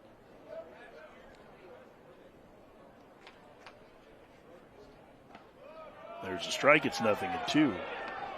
Zach Levanos is the new pitching coach at Illinois, and he comes out of Lamar. He has a very good reputation, but he was put into a very difficult situation where he basically met this entire pitching staff on the first day of the fall. That's tough. I went foul back. You think about how you built relationships with players when you were a coach at ASU, and generally it started when they were sophomores in high school as a recruiter? Yeah, 100%. And, I just also think Mark Allen's so beloved in the program, so trying to be respectful of that and build those relationships with these players and help them find their right arsenal. Leadoff man gone in the Texas Tech fourth. And I think the other part is that, this is a point that Coach Hartleb made, is that so many of these players are young. You get another look at the strikeout where they haven't dealt with loss this before, right? And so it has brought the team closer together. Dan Hartleb is a terrific public speaker. He does a lot of speaking engagements in Central Illinois, and he said, normally I speak off the cuff, but I had to write down the eulogy for Mark Allen because I knew I wasn't going to make it through it otherwise. It's been a very emotional year already for the Fighting Illini. Yep. If you're Dan Hartleb, you're probably looking to lean on Itch Jones for how to deal with the loss of a great friend like Mark Allen. And, sure enough, Coach Jones passes away shortly thereafter. And it's, Dan Hartleb was in a lighter moment teasing us that he's never interviewed for a job. We mentioned that. And that's because Itch Jones basically, thought so much of Dan Hartleb to lay out his career for him. I wouldn't have been at Illinois without Itch Jones. Mm-hmm. And Hartleb has led this program to some pretty good success. They were in a super regional 10 years ago.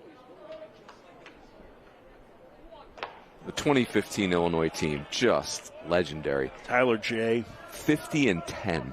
They went 50-10 out of Champaign, Illinois.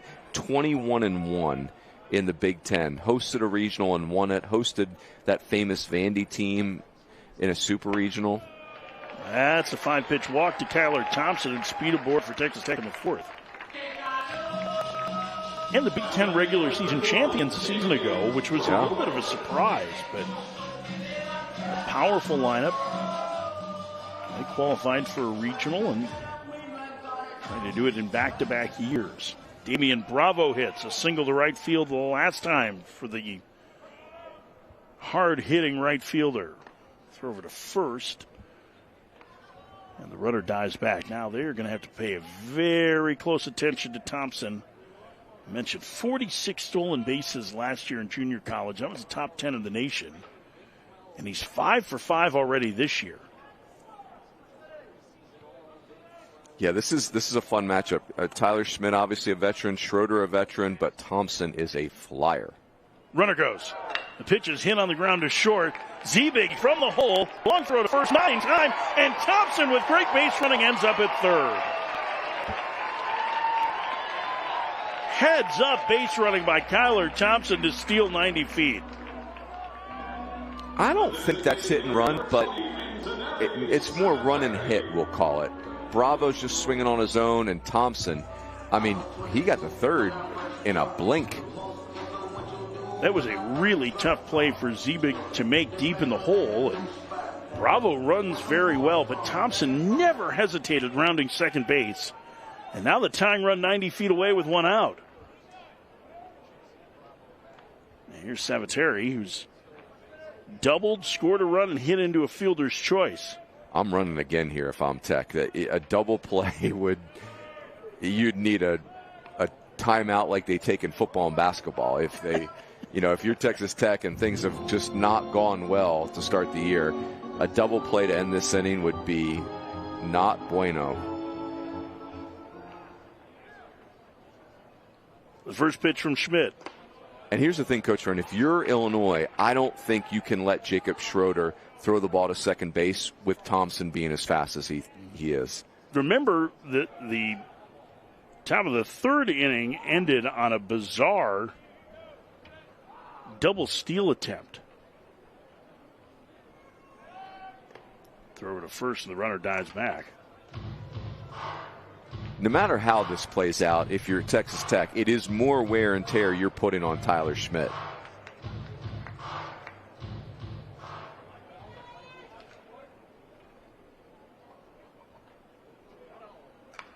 Foul away. 1-1. Bravo does not look runnerish at all. I think they're just going to let him. Well, you've got your number 3 hole hitter at the plate, a guy who's off to a good start this season, who has a long history of making contact and has already doubled. So I understand it from both points, right? Like, you're trying to get something going, but you also don't want to force the issue. Yep. The last thing you want to do is run yourself out of this inning. Savateri is such an interesting 3-hole hitter, right? Like, I would put him anywhere but 3. But contact matters. There he Runner goes in the air to center. Coming in on it is Gross. Makes the catch. Tagging and coming home is Thompson. And Tech ties the game on the Savateri sacrifice fly.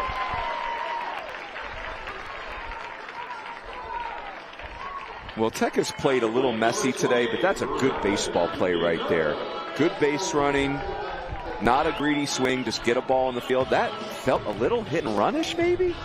Kind of just, he's either just choosing to make contact and get the RBI, or there's some type of run and hit and run there. Either way, I'm in. So I would argue that that's why, in a new school sense, that Savateri's hitting third, right? Because you, generally speaking, you put your best hitter in the 2-hole. Mm-hmm. Which Bravo third is. Hitter you want is your best contact man as part of that, right? So the idea is you get your best on-base guy at the top, your best overall hitter at second, your best power hitter fourth. You put your 3 best hitters in the 1, 2, and 4 spots, and then your next best are third and fifth.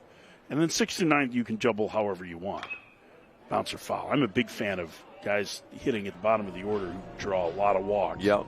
Because it just creates a ton of run-scoring opportunities for your best hitters.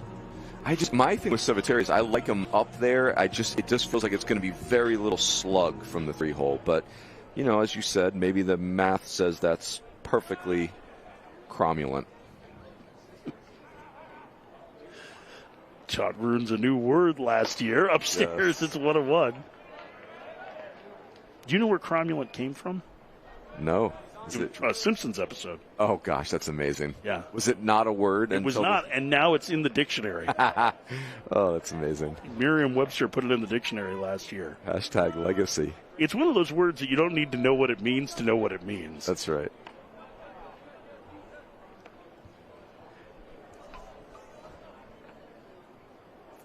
Antonelli Salvatore, 5'8", 165-pound contact machine.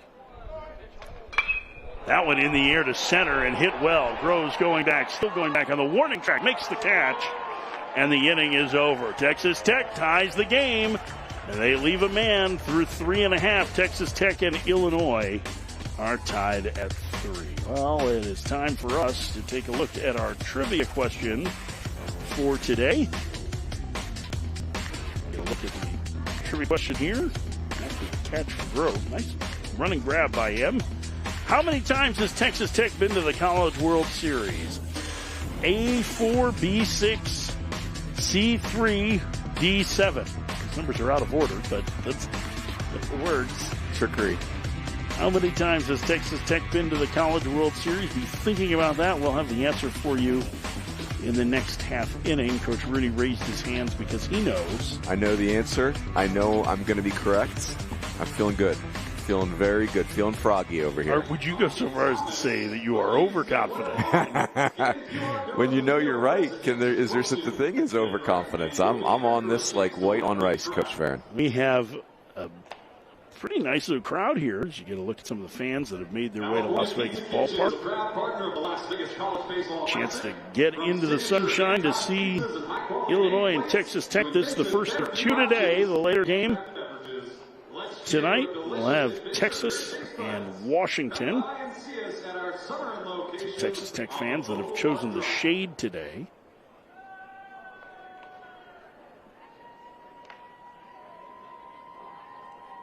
And a great opportunity to see this beautiful ballpark here in Las Vegas as well. Some Illinois fans, I get the sense from the way Illinois put up their lineup that we may see their baby blues tomorrow. I know you're a baby blue love guy. that. Let's do it. Why wouldn't we?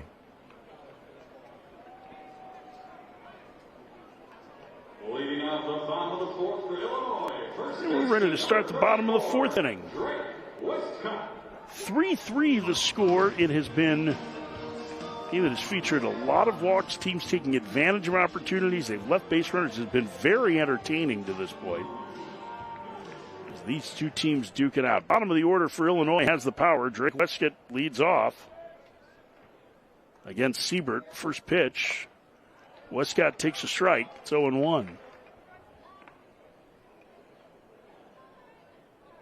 Illinois has 8 transfers in this lineup. Outside. I think it's technically 9 because Jacob Schroeder started his career at John A. Logan Community College, so it is 9. Every single member of this Illinois order is transferred. And it's pretty close to that for Texas Tech. This is part of the new world we live in. But Yep. both of these programs, and I think it's been one of the hallmarks for Texas Tech, have taken advantage of the JUCO ranks. There is tremendous junior college baseball in Texas. And while somebody like Siebert is a Division I transfer out of USF and lands a strike, this roster is still filled with JUCO players. A dozen junior college transfers for Texas Tech. Of all the sports that play in junior college, I would argue baseball is the best sport. Yes. I don't think it's even close, is it? Swing and a miss. Westcott down on strikes. Leadoff man gone on the Illinois fourth. Boy, it feels like Texas Tech really needed that, didn't they? I mean, just you talk about, your coaches use the expression playing uphill. It has been uphill for Texas Tech to start the 2025 season. Jacob Schroeder bats. He walked to lead off the third, and on the front end of a double steal, helped to set up the 2-run frame in the last inning for Illinois. That one high. It's 1-0. This game has really not settled down to this point.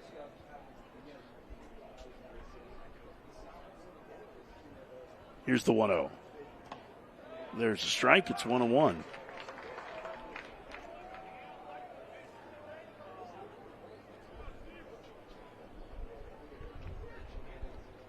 Schroeder, first team all Big Ten last year, fouls it back. Over the last 2 seasons, 28 home runs from this catcher. He split time behind the plate last year.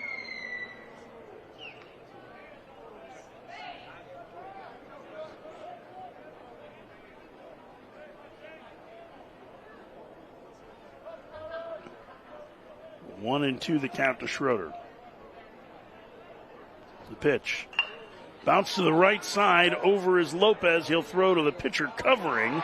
And a nice play by both the second baseman Lopez and the pitcher Siebert to get over there. I'll tell you, Lopez has made 2 really good plays, 2 tougher plays in this game. My only bone to pick there, Coach Aaron, I'd love to see Tracer Lopez communicate with Villeneuve quicker so he doesn't have to throw to a moving pitcher, but either way, you'll take that out. 2 up, 2 down. Here's Cameron Chialoy. He singled, stole a pair of bases, and scored a run with a terrific dive across the plate in the third. 3-3 our score.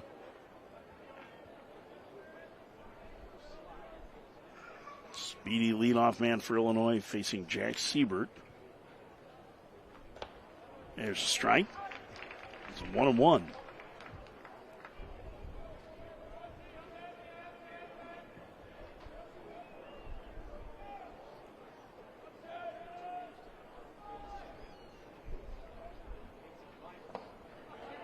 There's a strike.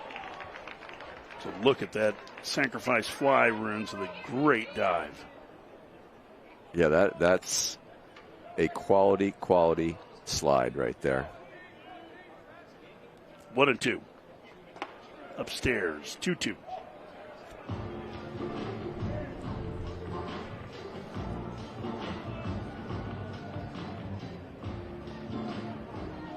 Siebert, who the first man he faces, set down the next 3.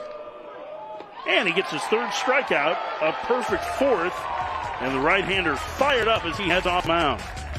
We've played for Texas Tech and Illinois are tied at 3 in the opener of the Las Vegas College Baseball Classic. And it is a chance for us to get the answer to our trivia question. We get ready to see it again here on the screen. How many times has Texas Tech been to the College World Series? 4, 6, 3, or 7? Coach Rudy, the answer is? A is an alpha. 2014, they beat the College of Charleston. There you go. That's the correct answer. 2016, they beat Duke at home in a super. 2018 was Duke. 2016 was East Carolina. 2019, they beat Oklahoma State in one of the great all-time super regionals. 3 games decided by 4 runs total. Wow. 4 Omahas in 6 years for this Texas Tech program. And heck of a run. Tim Tadlock's club had been knocking at the door for a long time. It was really remarkable. Texas Tech's had a great fan base in college baseball for a long time, but just couldn't quite get to Omaha. And Tim Tadlock took care of that and then some.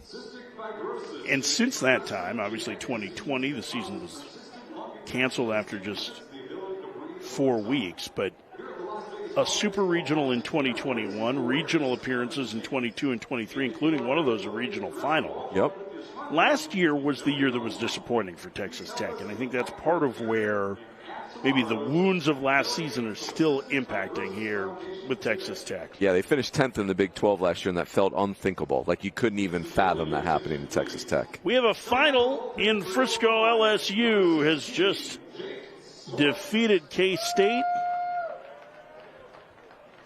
LSU and K-State were tied at 5 going to the 9th, but LSU wins the opener of the Frisco College Baseball Classic. Chris Mikoski, Mike Harge, Ben McDonald, Kyle Peterson, all there in Frisco for that one today. Let's get a look at the highlights. And the new pitcher for Illinois is right-hander Jake Swartz. He's been warming since the 2nd inning, and he will take over for Tyler Schmidt here in the 5th of a 3-3 game. First pitch misses high to Logan Hughes. It's 1-0.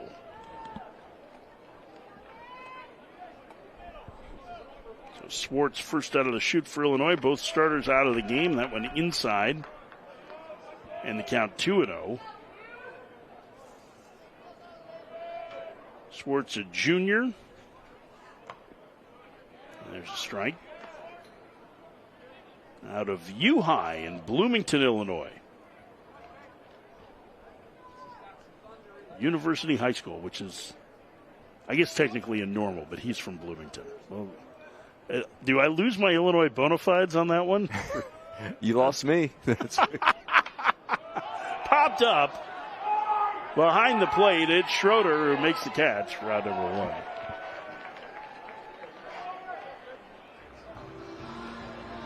Swartz started a lot of games for Illinois in the last 2 seasons, 18 total starts. And now being put in a position where they're going to need some length out of him here. And it does sound like the bullpen's still a little unsettled for Illinois at this point in the year. Not from a lack of performance. His first pitch is a strike to Davis Rivers, just more runs that they are still trying to get a feel for who should be in the right roles. Yeah, I think oh, here we go. Hit by pitch. Rivers reaches. I just think sometimes pitching can be so year to year too. You don't want to assume what a guy showed you the previous year is absolutely who he's going to be the next year. Well, you see guys that throw well in preseason and then they get into game action and they might struggle. And it's different when the lights come on and you're out of a controlled environment. Here's TJ Pompey. Pompey a single to left his last trip. He's lined to right. He takes outside 1-0. Pompey chased breaking balls early in the count in his first 2 at-bats and then started to lay off it, and he took a curveball off the plate there. Swartz misses high. We count 2-0, and Pompey's got the power to give Texas Tech the lead. Leads this team with 4 home runs. The pitch. Checks the swing, takes a strike. It's 2-1. He is ready to hit. Yeah, this is a good-looking athlete. I mean, and I'm sure the scouts are all about it for TJ Pompey. Can do almost anything with him defensively. So much versatility. Former perfect game All-American in that loaded PG All-American class from 2022, which is basically fueling most of college baseball and low minor leagues right now. 3-1 the count. The pitch. Foul back. I mean, those are those guys that were part of that 2023 draft class that was stacked. And the guys that made it to college are stars. We'll see another one of those PG All-Americans later today. Will Gasparino and the Texas Longhorns will take on Washington following this one. 3-2 the count. Throw over and Rivers just back.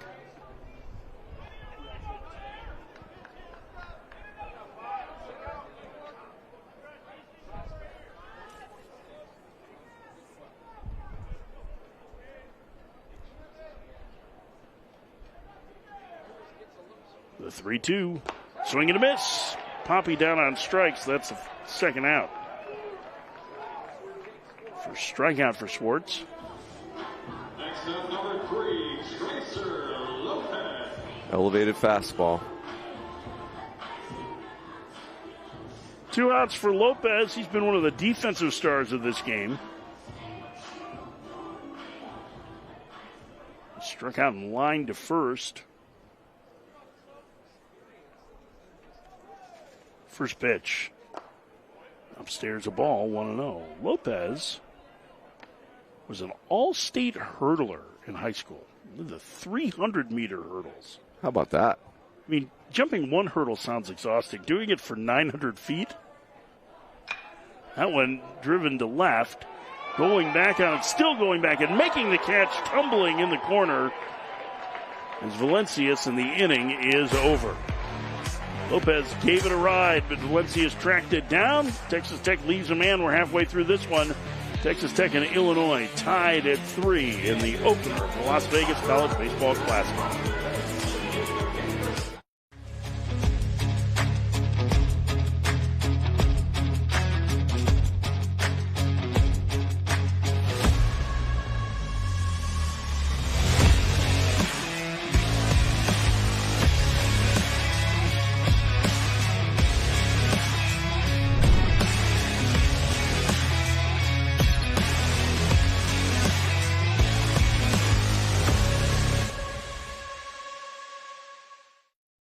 Next.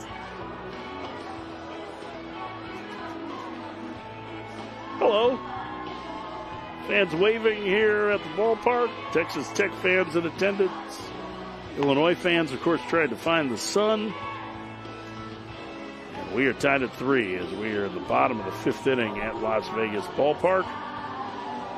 Mike Rooney, Mike Farron with you for the first of 2 today and 6 games this weekend. It's been an uneven game. It's been a little choppy, but the weather has not been choppy, and I think everyone's got to be excited about that, myself included. It was a perfect day, temperature-wise. It's actually kind of perfect sun-wise, right? Like, not bright sunshine. There's enough spots to find some warmth, but not baking under the desert sun today. Just what an interesting game so far when you think about 2 teams that, you know, are have postseason aspirations, and the Friday guys just never got settled in. Yeah. Yeah, Matt Hewer and Tyler Schmidt both out early. Schmidt made it through 4 innings. Hewer pulled in the 3rd. And it certainly didn't look like for most of this one that he would be the first one out of the game. Nick Groves, the center fielder, leads off. Transfer from Niagara, squares to bunt and takes high a ball, 1-0.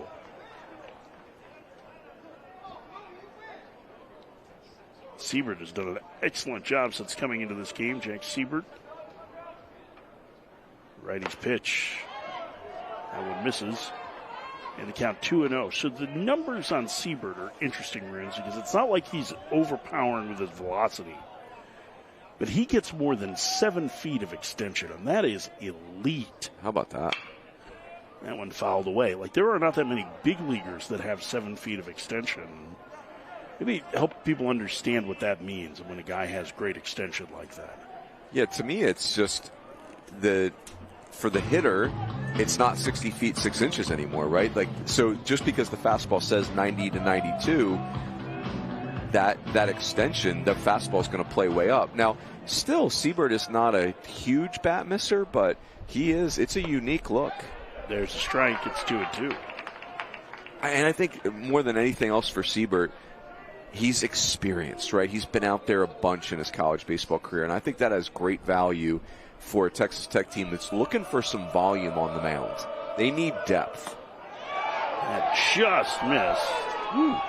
And the count is full. Maybe a tick below the zone. So the count is full. The leadoff man in the Illinois 5th.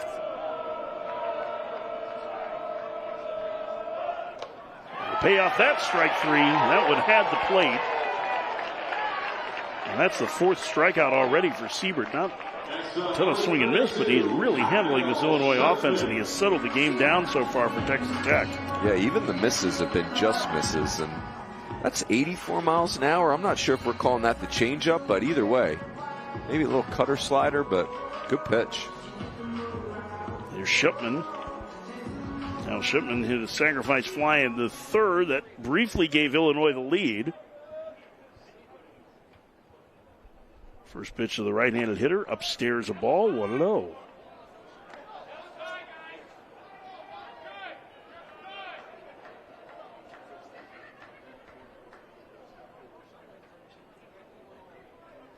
Here's the 1-0.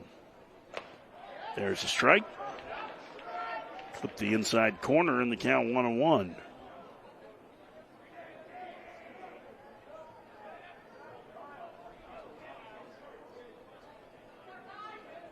The delivery. Foul back. Shipman didn't play at all last year for Cincinnati under their new coach. At that point, Jordan Bischel. He was 9 for 66 as a freshman there. So didn't get much of an opportunity, but Chicago area product hits that one off the glove of a sliding Villeneuve and into right field, a base hit. Villeneuve was frustrated with himself that he didn't make that play, but not an easy one for the first baseman, and a one-out base runner for Illinois. Yeah, very much an inside-out swing, too, for Villeneuve. That would have been a superb play if he was able to come out with it. That's a tough look. Go-ahead run at first for Valencius. Valencius has singled and scored and drawn a walk in his 2 plate appearances.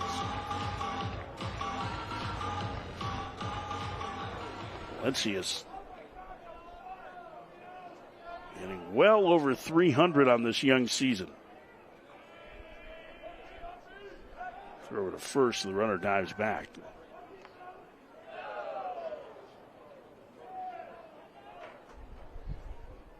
He has the look of your classic cleanup hitter. He fills up the batter's box. There is no doubt about it. First pitch. Valencius takes inside, 1-0. Valencius is listed at 6'4", 225 pounds.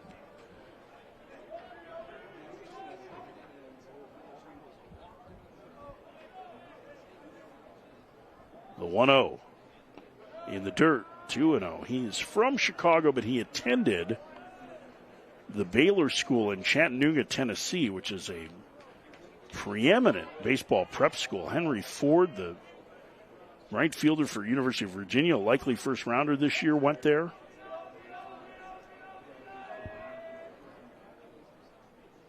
Let's see, swings and misses.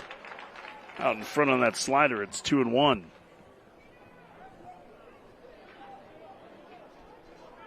It's maybe not quite as big as Ford is, but Valencius has some of the same properties as that athletic right-handed hitter. For sure, yeah. I mean, not that far off, for sure. Chopper to short, backing up on it. Ryan will get the force at second, and that's all they'll get. Fielder's choice, so that's the second out. And here's Jack Ziebig, the shortstop, in this 3-3 game. Ziebig has walked and grounded to second.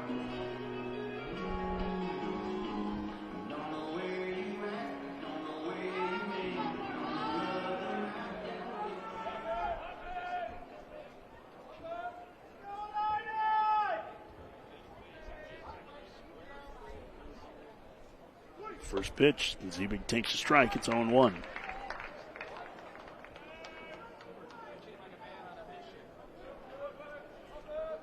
Siebert sure has established strikes.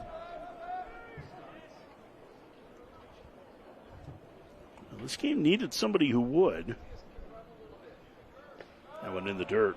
Count 1-1. Siebert right now. That was pitch number 40. 23 strikes so far for him.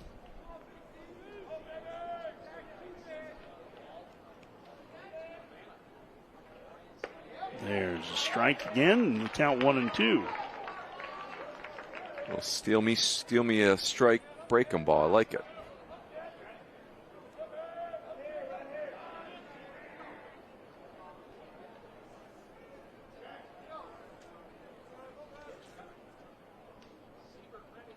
The 1-2. Ziebig takes upstairs. It's 2-2.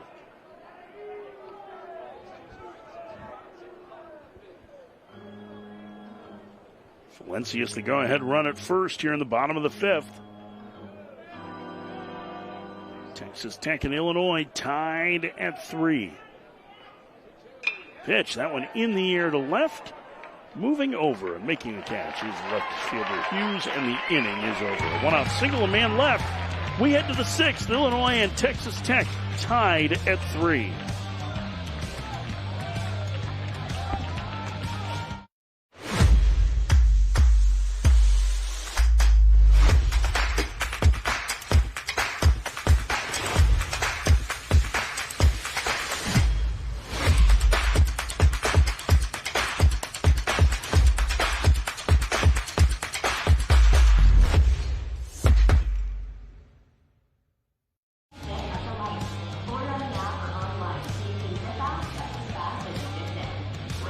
Get a look at beautiful Las Vegas ballpark from our center field camera. Bruins wave for the people so they can see him. You see him? Let's go. People needing their shades. That's what I'm here for.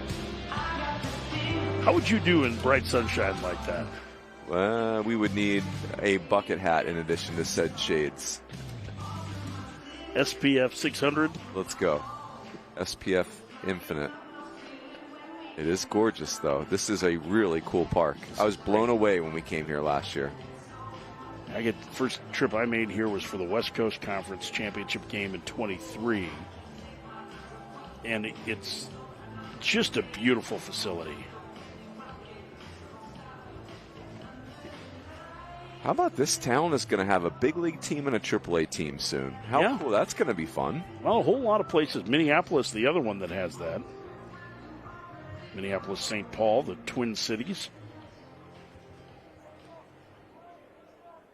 But this is a great place to see a game, and we encourage you to come out if you want to make plans to join us next year. We'll be back at Las Vegas Ballpark for the Las Vegas College Baseball Classic. Just because your team isn't in it doesn't mean you don't have to show up and enjoy yourself. As Coleman Ryan will lead things off, the freshman shortstop. Jake Schwartz starting his second inning of work for Illinois in this 3-3 game. Sixth inning, first pitch is a strike. Well, Riz, it's been a rough start for Texas Tech. And we talked a little bit about the disappointment of last season. In large part, it feels like because of the pitching injuries that they suffered. Yeah, just couldn't establish any kind of depth on the mound.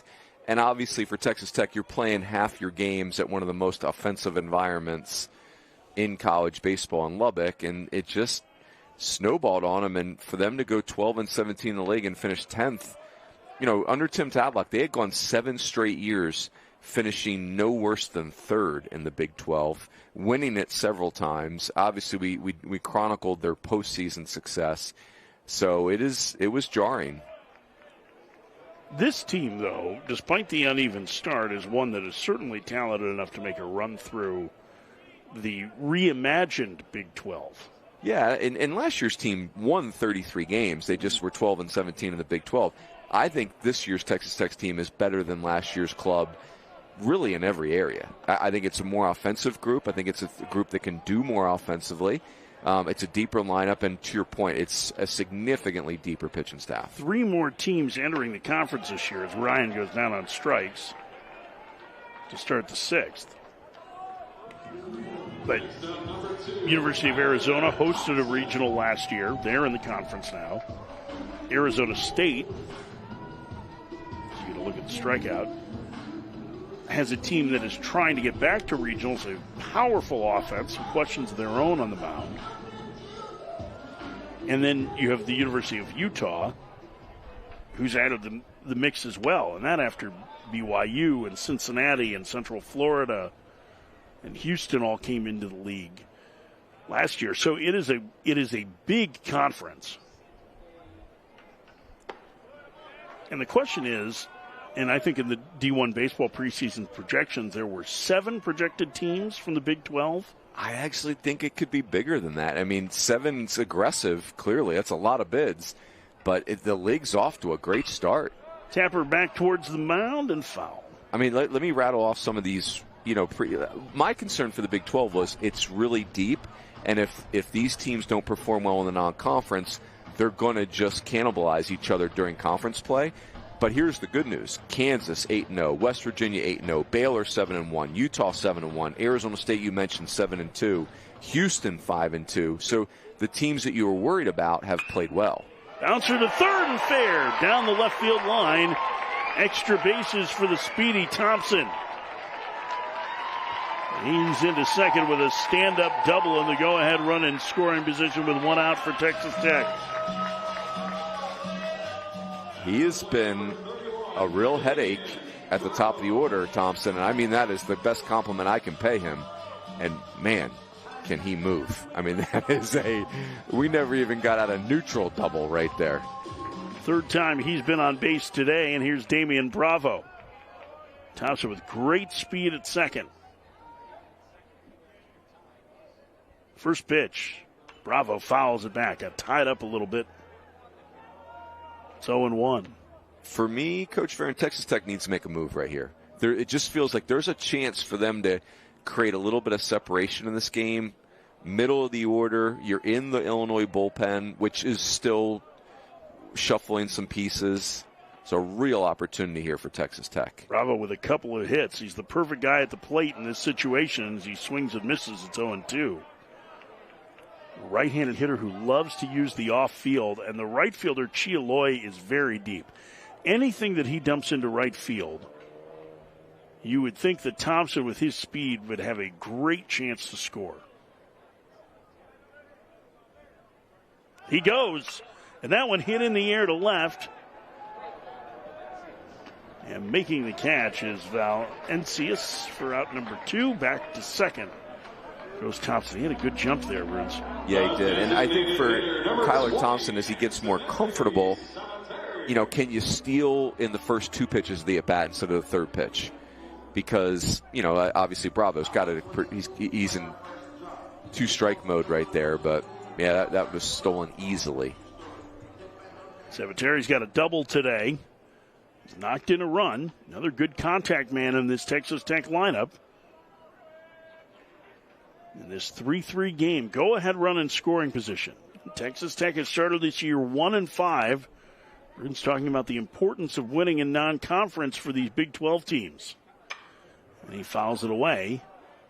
0-1. Not to say that struggling again this weekend would be the end for Texas Tech, but at some point you know that they have to flip the switch and start winning some ball games. Yeah, it's, because we see it every year. The difference between in the tournament and out is one game so many times. The 0-1. In the dirt, yeah, that one gets away. Thompson breaking for third, and the throw not in time. Thompson with a good read on the dirt ball, and now the go-ahead run is 90 feet away.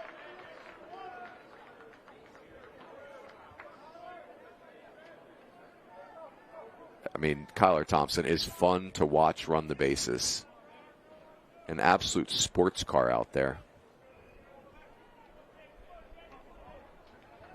1-1 the count, the pitch. So Terry takes a strike. It's 1-2. Well, now a big pitch here. Sabateri, a guy with a great reputation as a contact hitter.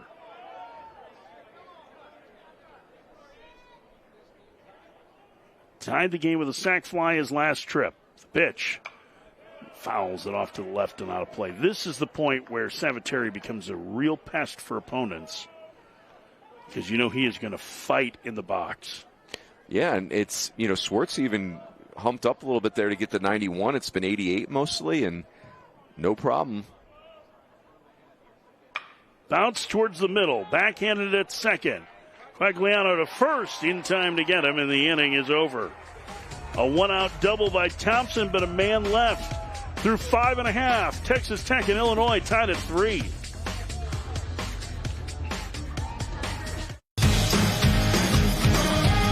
Now at BJ's Restaurants, discover the new $13 Pizookie Meal Deal. With a choice of 8 great brewhouse entrees, like hand-breaded chicken parmigiana pasta or our classic cheeseburger.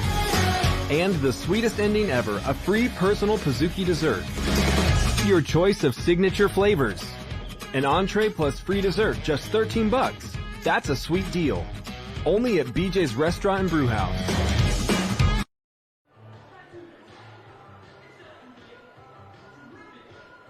.3 the score. We play the bottom of the 6th inning here at Las Vegas Ballpark. Fans out in the outfield enjoying the berm.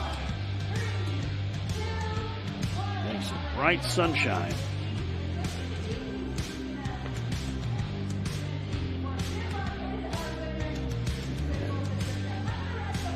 Just getting ready to settle in for a good day of baseball, with later on this evening the Texas Longhorns taking on the Washington Huskies.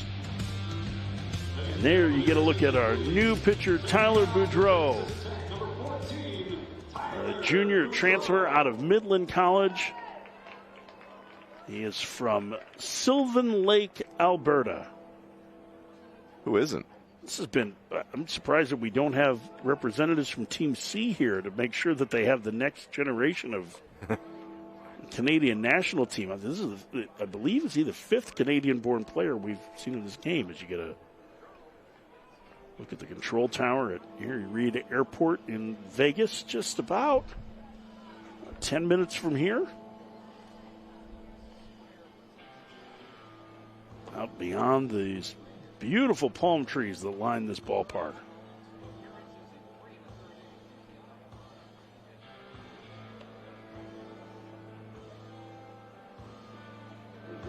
And the bottom of the sixth inning is your traditional check the phone break. It's brought to you by literally everybody is checking their phone between innings.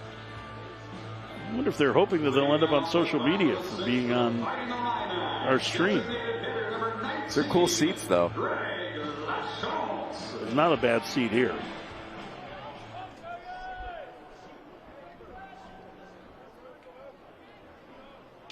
All right, we're ready for action in the bottom of the sixth. Greg LaChance will lead things off for Illinois, the designated hitter. It'll be LaChance, Quagliano, and Westcott. 6, 7, and 8. The right-handed hitting LaChance takes the ball outside, 1-0.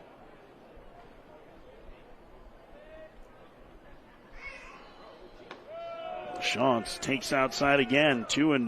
LaChance hit over 400 last year at Jefferson College. It's in Missouri, right? Yes. 3-0. Is it in Jefferson City? Now you've gotten beyond my comprehension. I'm really focused on the Canada on Canada matchup. C on C. Ontario versus Alberta. And a 4-pitch walk for LaChance to start the Illinois sixth. It's been an issue for both teams pitching today. Has been free passes.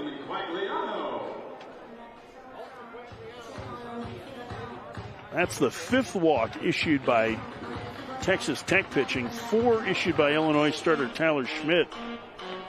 And several of them, Coach Farron, have just been not competitive. Just like not close walks. LaChance has stolen 4 bases this season, and with that in mind, Boudreau will check on him at first. Quagliano hits. He tripled home a run earlier in this one. A leadoff walk late in the game. First pitch is a strike. It's 0-1.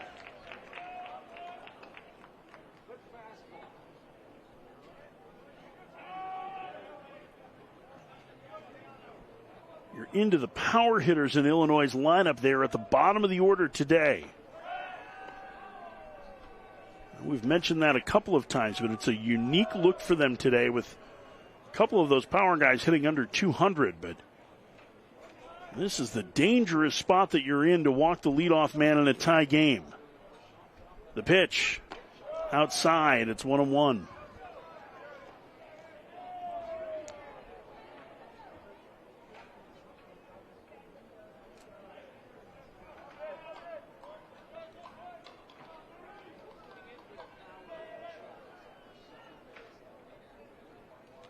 In the dirt, gets away. The runner takes off for second, and LaChance is safe.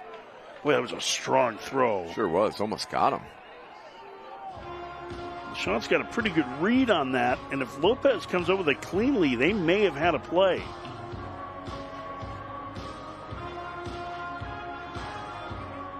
That was cat-like quickness from Davis Rivers to jump on that pitch in the dirt. But now Illinois with the go-ahead run in scoring position. Pickoff play to second, and LaChance is back. I think for Boudreau, too, Coach Farron, as tight as this game is, and it's getting late, he's going to have to show Tim Tadlock something pretty quick here, or we could be on to the next guy. It's really been a struggle with his fastball. The 2-1. Down low, it's 3-1.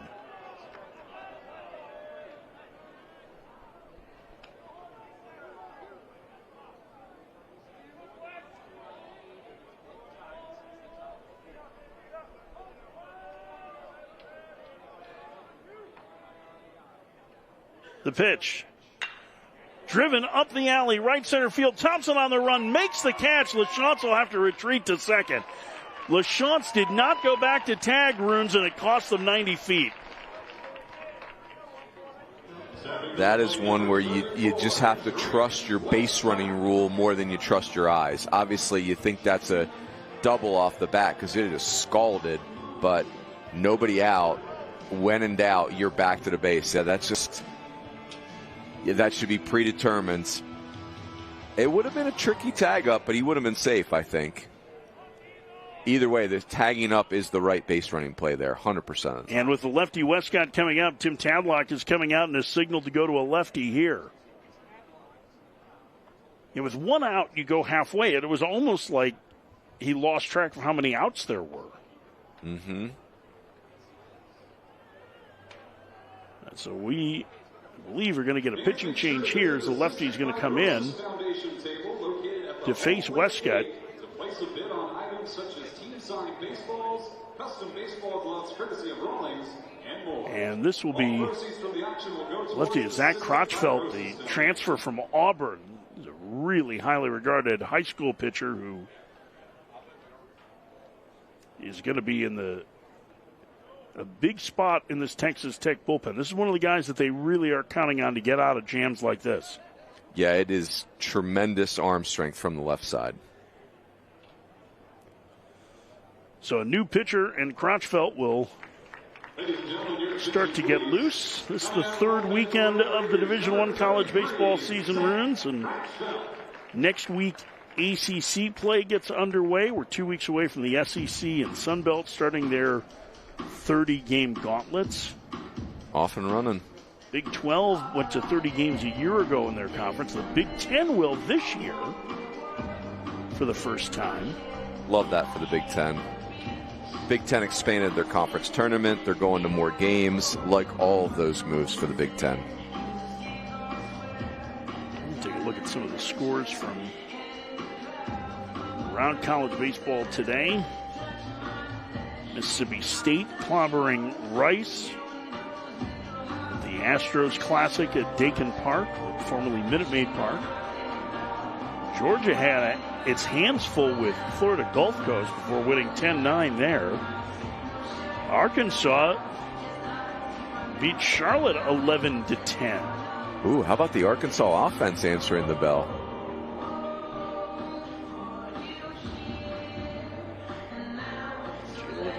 It was a control tower before it. You read it's a stratosphere. That's what that is. See, I need to write these things down. Controlling your finances? To the moon or something like that, right? That works.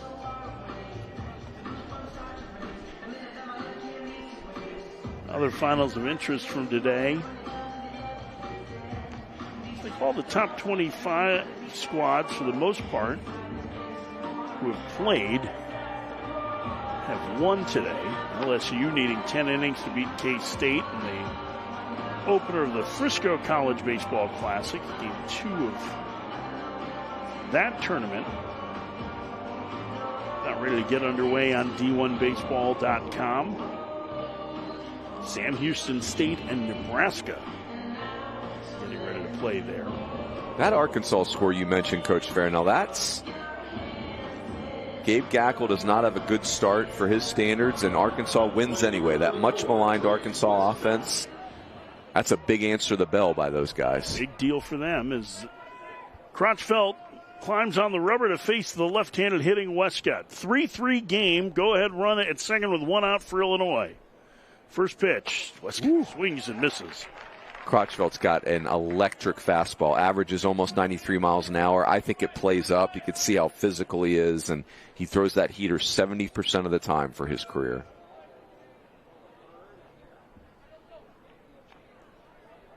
Dancing off second is LaChance. The pitch in the dirt. And the count 1-1 to Westcott. Westcott hitting in the 8-hole today. 0 for 2 with a pair of strikeouts. Pitch. Lined into center field. That's a base hit. LaChance to third. He's going to be waved home. Here comes Thompson's throw to the plate. It's not in time, and Illinois takes the lead 4-3.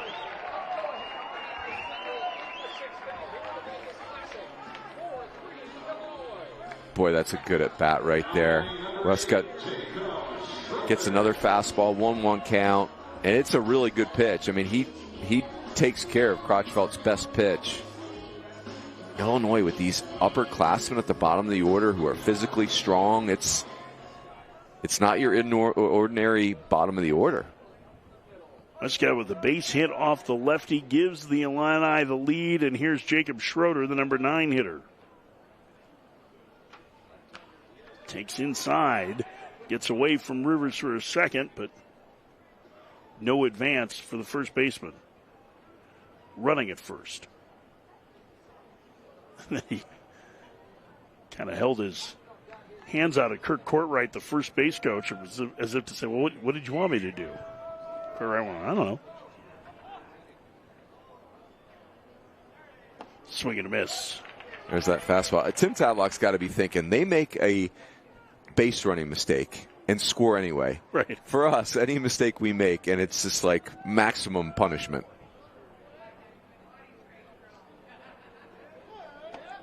Now that said, you walk the leadoff hitter and all bets are off. And we talked about that at the time, right? This is, as weird as it sounds, the bottom of the order is where the power is for Illinois. You don't want to walk the leadoff man ahead of it. You never want to as you get into any stage of the game, let alone the later stages. But Texas Tech's going to have to fight back. Swing and a miss. Schroeder down on strikes. And that's out number 2, and the lineup will turn over for Cameron Chialoy. Boy, Crotchfeldt, to your point, is going to be a factor for these guys. I think that's his left on right changeup. It's in the mid 80s, but the fastball is special. He really could be a starter too. It just, the command has not been quite sharp enough to be on the front end. He's a little bit of a short strider and seems to hide the ball very, very well.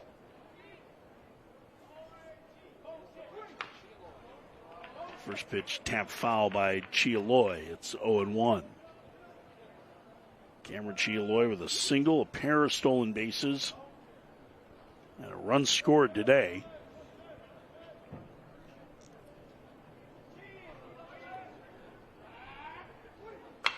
Gets it on the ground to short. Ryan has it, shovels to second, and the inning is over. Illinois gets the lead on the one-out single from Westcott. We've played 6. Illinois leads Texas Tech 4-3 in the opener of the Las Vegas College Baseball Classic.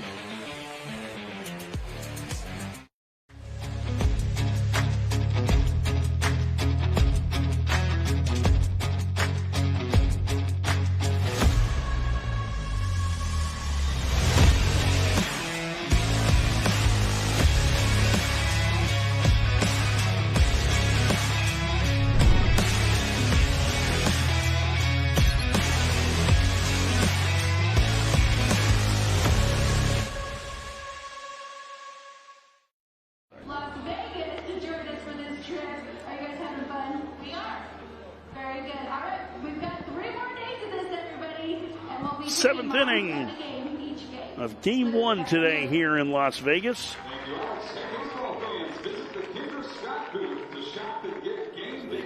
Drag the infield and get ready for the final third of this one, a one-run game with Illinois leading Texas Tech. Jake Schwartz set to start his third inning of work for Illinois. We'll have to go through the heart of the Texas Tech lineup. This one far from over, Runes. It's been a back-and-forth affair to this point. Both teams with lots of scoring chances. And dashed in a few opportunities. It's a real opportunity. I mean, if you're Texas Tech, you're just scrambling for wins to get yourself going in a positive direction. But Illinois is going to be a quality win. And I think if you're Illinois, you're feeling like Texas Tech is always a quality win. So there's, as we get deep into this game, there's a lot. This is going to matter on these resumes. Schwartz, who took over in the 5th, faces Robin Villeneuve, the cleanup hitter. He's doubled and scored, also drawn a walk in 3 trips. The first pitch is a strike, 0-1. That one lined up the alley, right center field. On the run is Chialoy. Can't get it. It'll go to the fence. Villeneuve, his second lead-off double in this game. That one to right center field, and it was stung pretty good. Yeah, this ball is blistered. I'll tell you what I really love about this, Coach Farron, is Schwartz goes first pitch breaking ball for a strike, and Villeneuve does not get off of his plan and just blisters that fastball into the right center field gap. Now here's Logan Hughes, who's 0 for 2 with a walk, tying run in scoring position in the top of the 7th. Every time someone has scored, the other team has answered today. Tech with 1 in the first, Illinois with 1 in the second, Tech with 1 in the third, Illinois with 2 in the third. Tech tying it in the 4th. Illinois just took the lead in the 6th, and now Tech has the tying run in scoring position in the 7th inning with nobody out. Fouled away. It's 0-2. And as of right now, just starting to see a lefty start to toss in the Illinois bullpen. It looks like, at least for the foreseeable future, that this is going to be Schwartz's inning. In the air to left center. Cena's over, makes the catch for out number 1. Valencius with the easy routine play there, and Hughes retired. Yeah, Hughes really fighting himself right now. That's just a change up, way off of it. Too good of a hitter for some of these outs he's making. Davis Rivers doubled home a run in the 3rd. He's been on base 3 times today. He's also walked and been hit by a pitch. 4-3 Illinois in the 7th. Upstairs, 1-0. The outfield is bathed in bright sunshine in center and in right. The rest of the field is in shade. You got to look at the shadows. Pitch in the dirt, it's 2-0.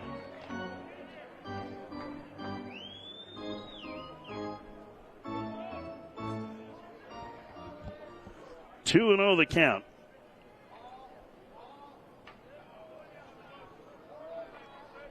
Runner gets the lead from second, the pitch.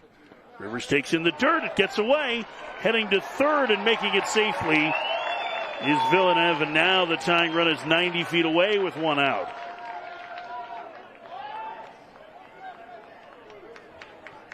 Look like that changeup again. Yep, just spiked it. Nice job by Villeneuve. 3-0 the count to Rivers. And T.J. Pompey, who leads this team in home runs, is on deck. The pitch. Swinging a roller to the right side. That'll get the game tied. Westcott will underhand to the pitcher covering, and we're even at 4. A 3-0 swing there does produce a run. At the plate, number 5, T.J. Pompey. I like the 3-0 green light there. If you're Rivers, you'd prefer to not get a ball off of your wrist, which is what just happened there. But the RBI will look wonderful in the box score. And we got a tie ball game. We've got a tie game again. This has been a back and forth affair, as we said. And Texas Tech answers. If Pompey takes a strike, it's 0-1. I love that. That's a right-on-right changeup. Count me in on that all day long. The 0-1. Swing and a miss. That was a breaking ball. Had some good depth to it. Sure did. Schwartz knows how to pitch. Yes. That's a pitch that's given Pompey a little bit of trouble today. He went way outside that time with breaker. Yeah, Pompey just like a little bit loose with his swing for given how gifted he is. He don't have to get outside himself. Just his normal get-up is plenty good. 2-2. Remember, he is just a sophomore. He didn't have a great offensive year last year. Struggled a little bit more in conference play. He's down on strikes here to end the 7th, but The RBI groundout from Rivers ties the game. It's time to stretch in Vegas with Texas Tech and Illinois tied at 4.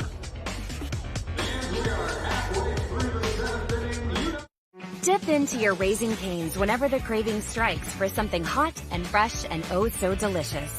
Dip in for perfectly salted, crispy, crinkle-cut fries. Dip in for garlicky buttered Texas toast. And of course, dip in for tender, hand-battered, cooked-to-order chicken fingers made just for you.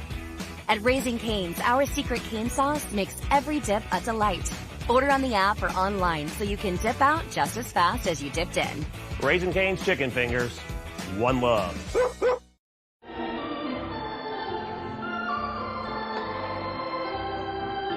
Seventh inning stretch here in Las Vegas. And fans trying to get on the video board here. We lost count of the strikes there, didn't the fans? Yes. You're supposed to 1, 2, 3, 5, 9 strikes. 3, sir, 3. Yes, get a look at this beautiful facility here, and the fans from Texas Tech and Illinois who've made the treks to the desert.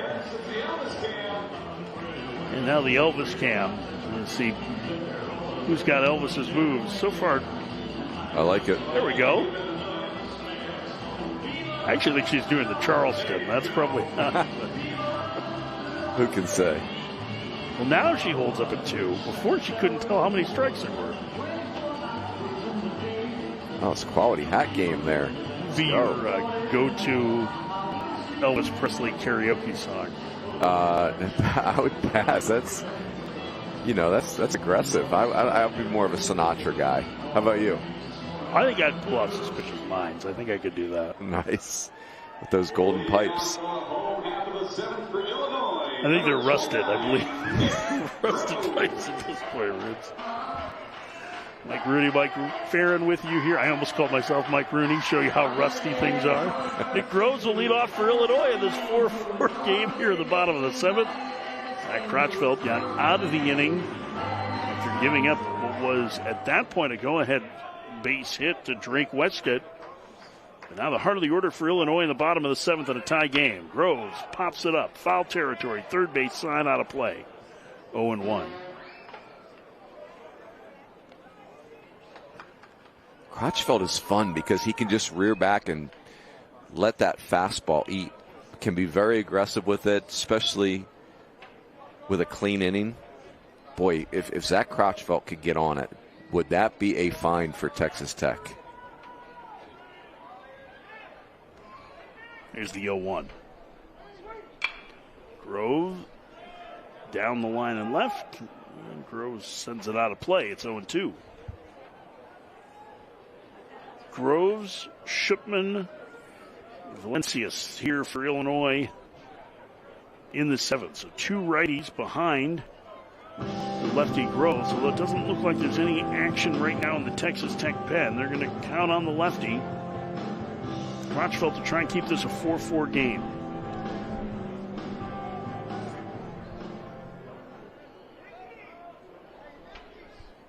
Pitch. Chopped to third. Poppy has it. Throws to first. And a good stretch by Villeneuve for out number 1. Well, I would like to officially sign up for the Robin Villeneuve fan club right now. What a baseball player. Not an easy play for Pompey. And boy, does he have a great arm.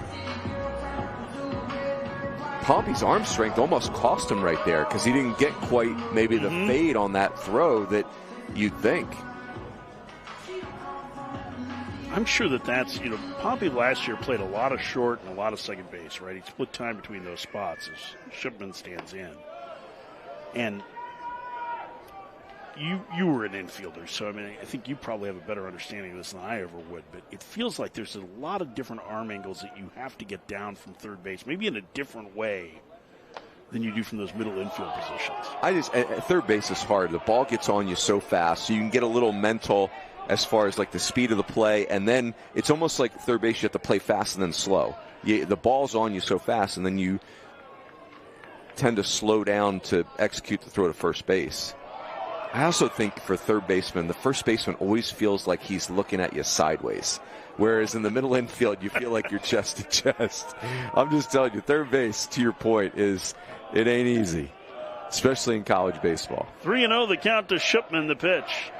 Inside, ball 4. And Illinois, the base runner with 1 out.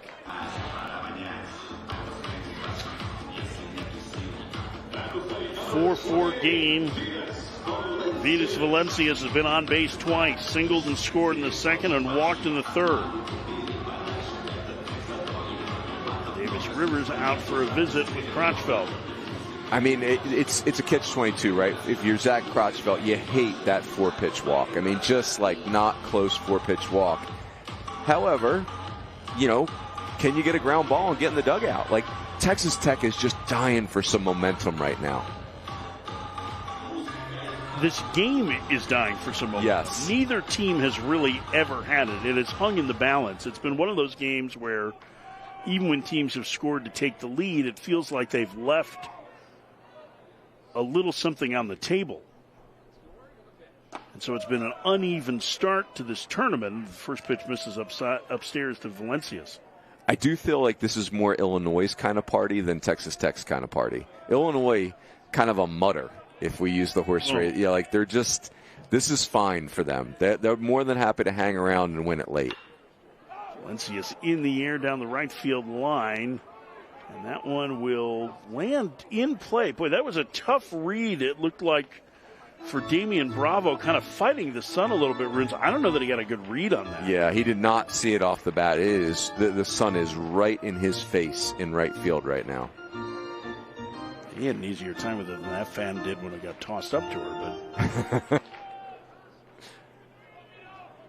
you can see, you see how bright it is there. Fans can't even see their nachos, let alone a ball coming at them. The 1-1. Swing and a miss. There's that heater.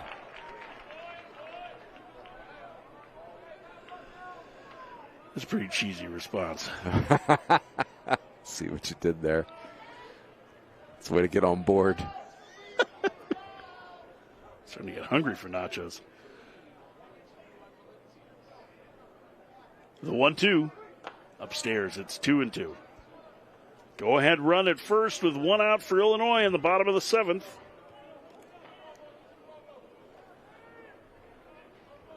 That's a big spot for Zach Crotchfeld. Shipman 3 for 3 in stolen base attempts on the young season. Not going. Valencias fouls it away. Boy, Crotchfeld's mechanics, he's so athletic in his operation, and the arm is easy, but it's almost too loose, where you're not repeating your release point.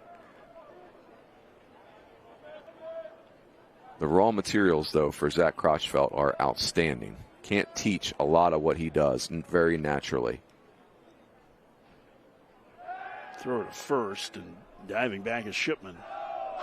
2 strikes here, 2-2 count. Runes, you think about putting the runner in motion? I mean, maybe. With a left-handed pitcher, you always just feel like you're rolling the dice. On the ground to short, this could be 2. Ryan to second for 1. Lopez to first. 6-4-3 double play, and the inning is over. Maybe that's the momentum that Texas Tech is looking for. We've played 7. Their defense picks them up. It's 4-4 in the opener of the Vegas Baseball Classic.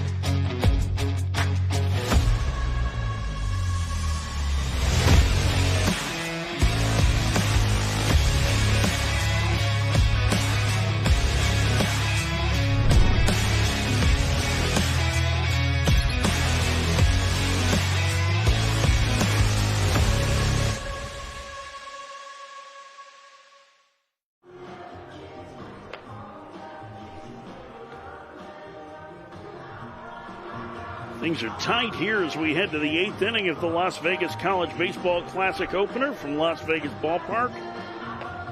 Illinois and Texas Tech tied at 4.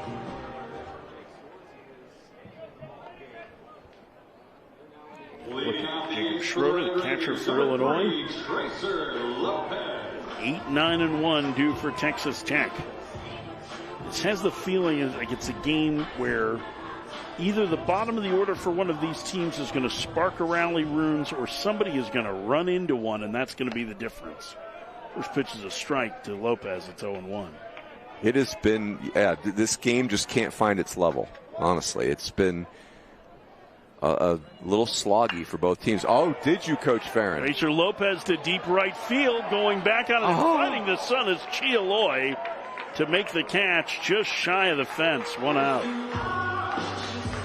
I wasn't expecting somebody at the bottom of the order necessarily to pop one. I was just saying, you get on base, start turning things over for the top of the lineup, one of those guys maybe does. Boy, Tracer Lopez, how did he not get that out of there? And Cameron Chialoy, that's a heck of a catch because he's fighting the sun. That ball was hammered. Coleman Ryan's 0 for 3. A couple of strikeouts for the freshman. Start of that double play that ended the bottom of the 7th. He fouls it back. It's 0-2.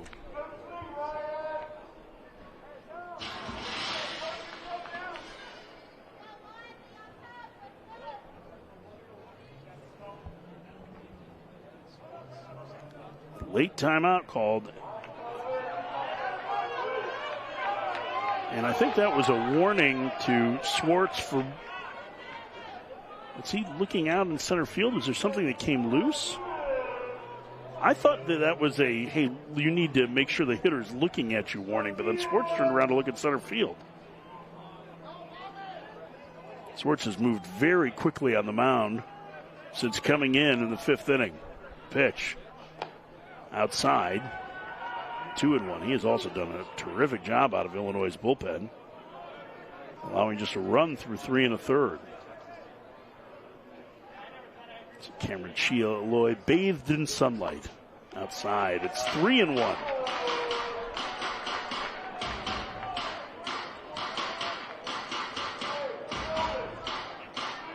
Tyler Thompson, who's been on base 3 times today, is on deck for Texas Tech. The 3-1. Chop to the right side. Charging, throwing, getting the runner is Quagliano. 2 outs. You know, Coach Farron, this Illinois team last year led the Big Ten in home runs, and that kind of felt like their program identity, physicality, slug. But you look closer, and it really is defense. Like just being fundamentally clean and fundamentally sound has been a real staple of Illinois under Dan Hartleb, and that's not an easy play right there. Yeah, I was talking to Adam Christ a little bit about that, just the difference in their offense this year.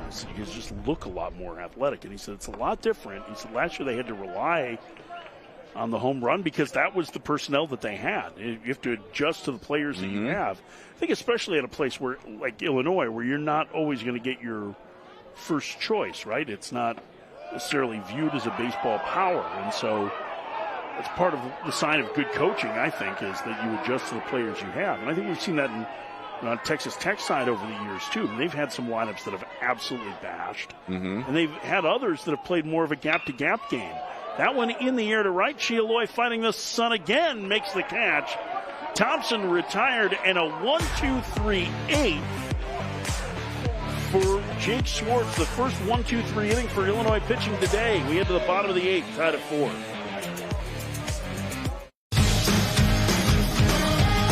Now at BJ's Restaurants, discover the new $13 Pizookie Meal Deal. With a choice of 8 great brewhouse entrees, like ham-breaded chicken parmigiana pasta or our classic cheeseburger. And the sweetest ending ever, a free personal Pizookie dessert. Your choice of signature flavors. An entree plus free dessert, just $13. That's a sweet deal. Only at BJ's Restaurant and Brewhouse.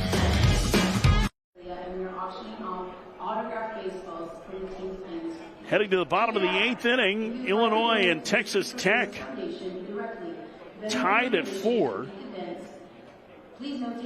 Reggie, try and play along with where teams are in the lineup. And this feels like if Texas Tech can get through this bottom of the 8th inning unscathed, they're going to have their best hitters coming up in the 9th. Whereas if it's a short inning for Illinois, they're going to be at the bottom of the order in the bottom of the 9th inning. And so this kind of feels like a critical moment in this game based on where things stand. 5, 6, and 7 due for Illinois.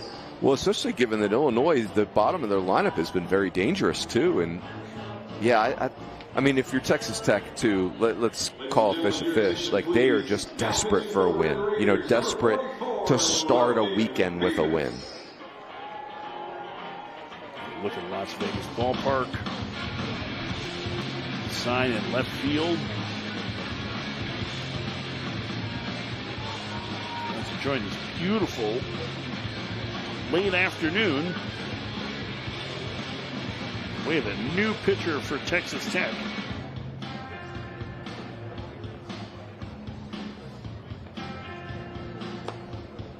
This is the right-hander Logan Beavis.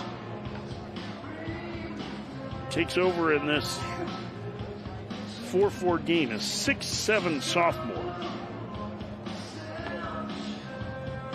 Beavis from Montverde Academy.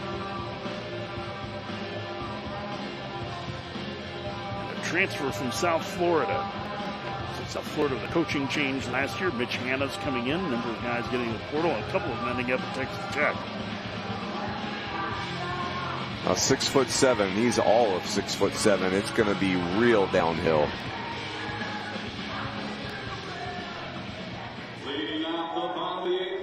Leadoff man for Illinois will be their shortstop, Jack Ziebig. It'll be Ziebig, LaChance, and Quagliano to hit here against the 6'7" righty.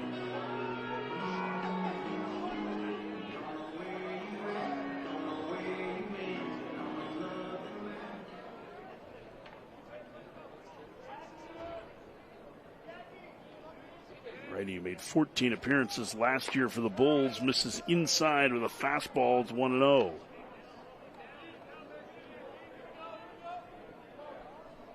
This is just his second appearance, an inning and 2/3 scoreless last Friday for the righty against UC Irvine. There's a strike. The count 1-1.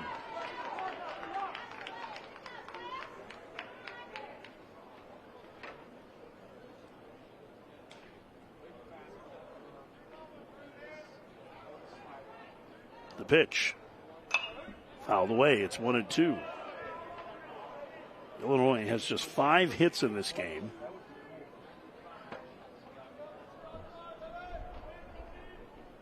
They have taken advantage of the majority of their scoring opportunities. That one misses, and the count 2-2. 4-9-0 for Texas Tech. They've left 9, most of those very early in this game when they had a chance to blow things open. Illinois has left 6. On the ground to first and under the glove of Villeneuve into right field. It's a base hit. Ziebig, a leadoff single in the Illinois 8th. And here's LaChance.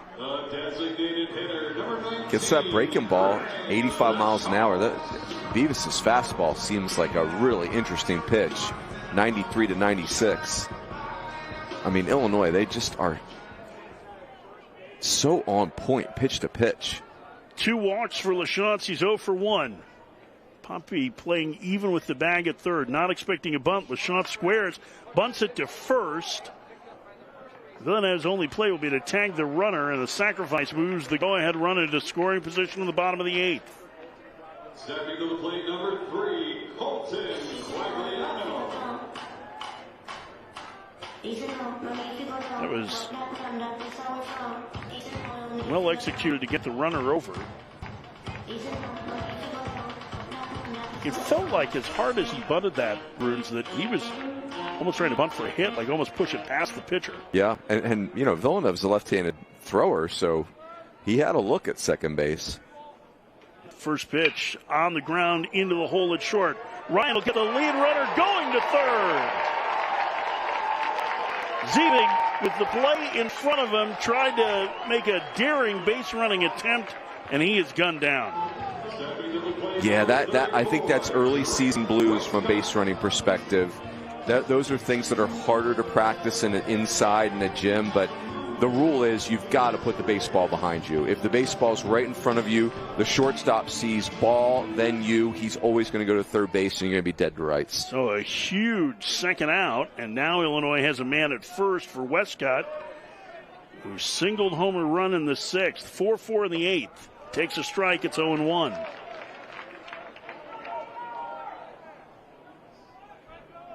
Yeah, that's a tough base running mistake right there. Well, the last time Illinois had a base running blunder, they still were able to cash in the run. Westcott pops that one up, shallow left, going out Ryan, the shortstop. In comes the left fielder Hughes. He dropped it. It's off his glove. It gets away. Coming home to score is Pagliano, and Illinois takes the lead on the drop pop-up.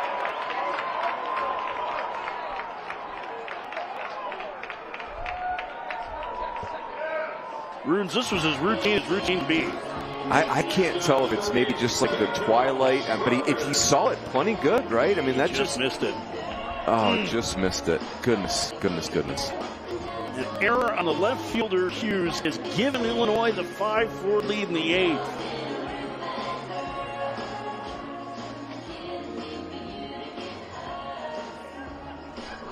Oh, you just feel for Logan Hughes in this moment. And he looks stunned. This Texas Tech team looks stunned. And this is what's been happening to the Red Raiders so far this season. It's 11 errors and not very many games, so they are definitely snake bit defensively. Adam Christ, a longtime assistant at Illinois, coaching at third, going to use one of their 3 offensive timeouts to talk to Jacob Schroeder. 5-4 Illinois, bottom 8.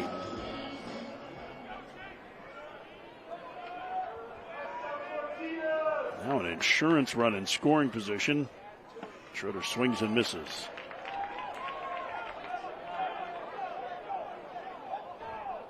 He was way late on that sinker. He looked fooled.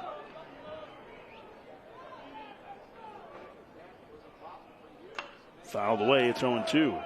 Yeah, I think of that expression, anything that doesn't kill you makes you stronger, but you have to survive it is the part of that expression that, for Texas Tech, you just got to hope this is the rock bottom part where these types of unforced errors are, can you put them behind you? Well, the key is getting it out here because the heart of the order is due up in the 9th. Swing and a miss, and Schroeder's down on strikes. And the damage limited. The error by Hughes lets Illinois take the lead. We head to the 9th. Illini 5, Red Raiders 4.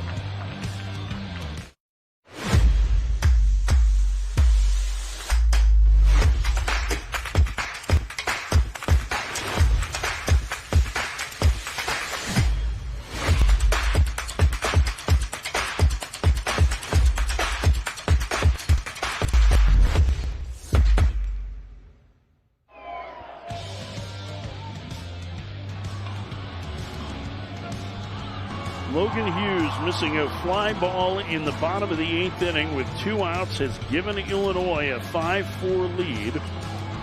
The heart of the order coming on for Texas Tech and a new pitcher entering the game for the Illini. This is Ryan Daly.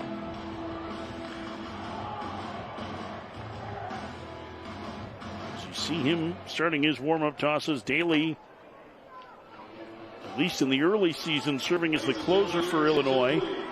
The transfer from NAIA St. Francis. 6'5" right-hander, and he'll have to go through the heart of this Texas Tech lineup.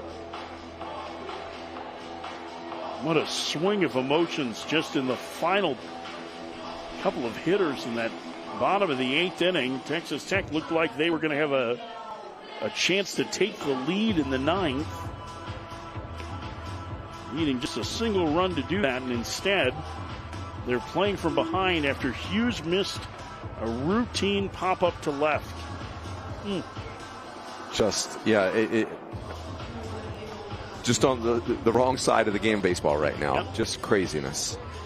You were all over that right from the get-go. That's been what's plagued Texas Tech, and they just need something to go right? Like they need somebody else to have a miscue they can take advantage of, or they need to be able to cash in. You have one of those grinded out opportunities that ends up being the difference maker for them. But right now it is rough sledding, and Illinois taking advantage, and Illinois with a chance to go to 8-1 if they hold on.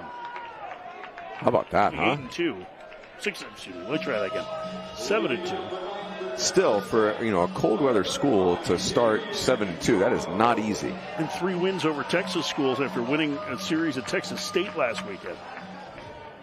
But Daly has to get through the heart of the Texas Tech order. Damian Bravo, their best hitter, stands in and takes a strike. It's 0-1. Bravo, a pair of hits today. This is going to be a challenge for Daly. That one misses. Another curveball. It's 1-1. I like it. Come in featuring spin. The 1-1. Crushed. Wow. Deep. Center field. Going back on it, Groves. To the fence. We're tied.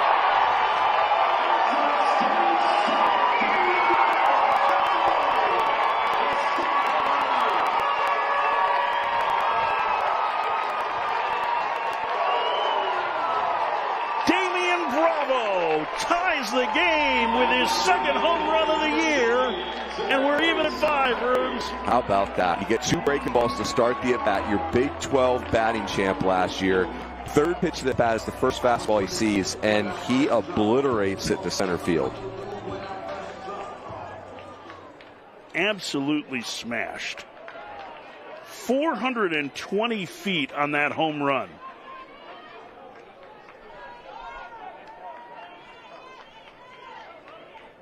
And that brings up Nelly Sabateri, who takes a ball 1-0. A double and a sac fly for the number 3 hitter so far for Texas Tech. Well, that'll change some momentum for you. Certainly does. 1-2 the count. That ball was obliterated. I mean, that's dead central in a AAA park. It's jammed, floats one into right center field. Chialoy on the run, dive, can't get it. It gets by him, heading to second, Sabateri, and the go-ahead runs in scoring position with nobody out in the 9th.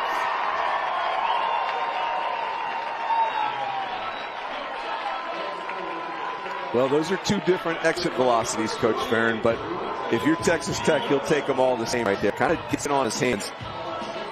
Sabateri never stops running. Nice effort by Chialoy. If you're Texas Tech, too, you're not looking for run number 6. You're looking for like a 6 spot. Like, just change the juju with a big old crooked number. Robin Villeneuve has a pair of doubles in this one.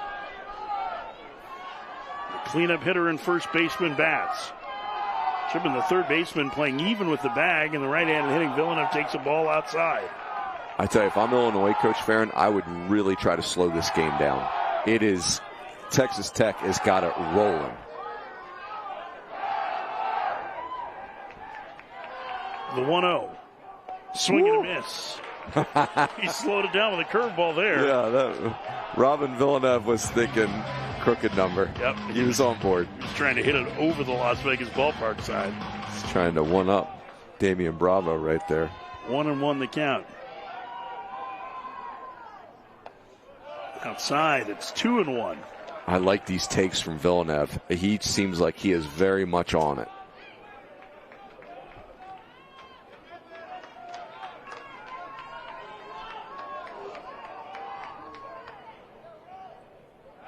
Spin move to second. Back easily is the runner. Sabateri, the go-ahead run at second in the ninth. 5-5 game.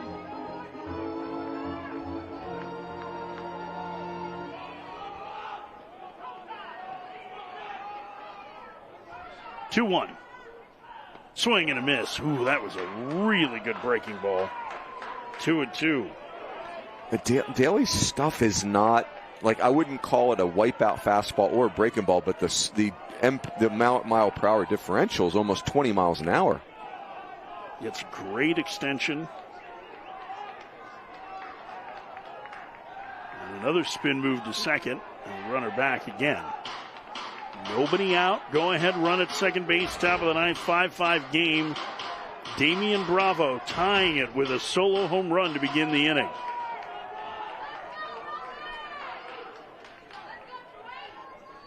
Liner down the left field line. That's a base hit.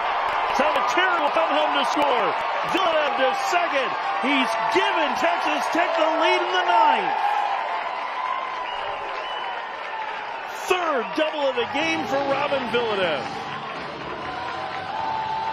How about that? Saw a steady diet of breaking balls and made adjustments pitch to pitch. And Robin Villeneuve, you can go ahead and he can buy a home in the middle of this lineup. He does not need to be renting at this point, Coach Barron. 3-double performance.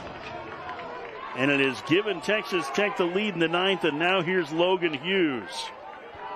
Whoa, would Hughes love to tack on here. He squares the bunt and pulls back. An appeal, no swing, says Mike Lusky at third. 1-0 the count. Hughes had the error that gave Illinois the lead in the top of the inning. Texas Tech has come storming back. Still nobody out. Squares the bunt again and takes outside. It's 2-0.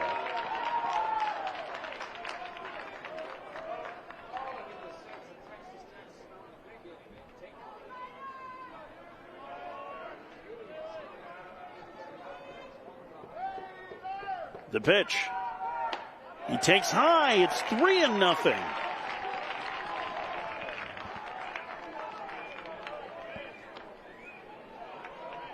Three and 0 the count to Hughes, is trying to bunt a man to third. Illinois needs a strike from Daly. The pitch. He swings and skies one to right. He just missed that one, I think. Chialoy going back, coming over. The center fielder Groves makes the catch for out number one. Tagging and heading to third is Villeneuve. So that's as good as a sacrifice as Hughes hits one of the deepest parts of the park. Good for Logan Hughes. Have a productive at bat right there after a really tough play. Just off the barrel a little bit. It was a good swing.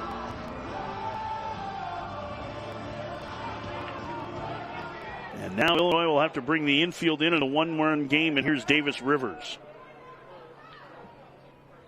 And he skies one to deep left center field, over and off the glove of the left fielder, Valencius.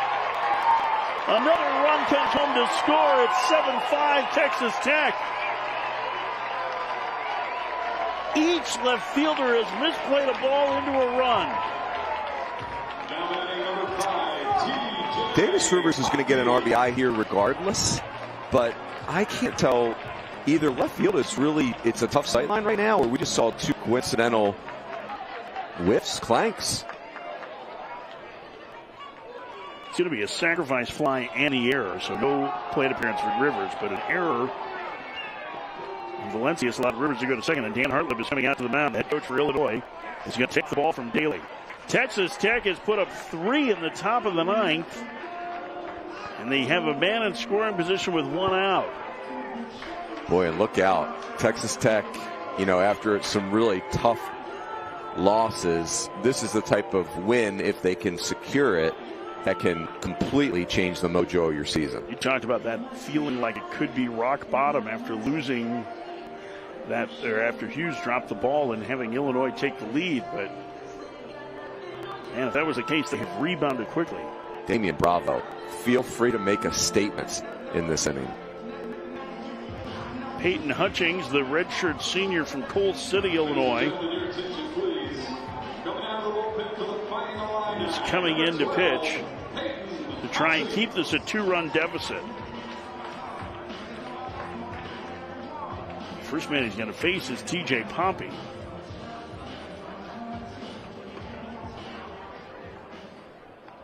If you were so inclined to look ahead to the Illinois ninth, Coach Rudy, they will have the top of the order.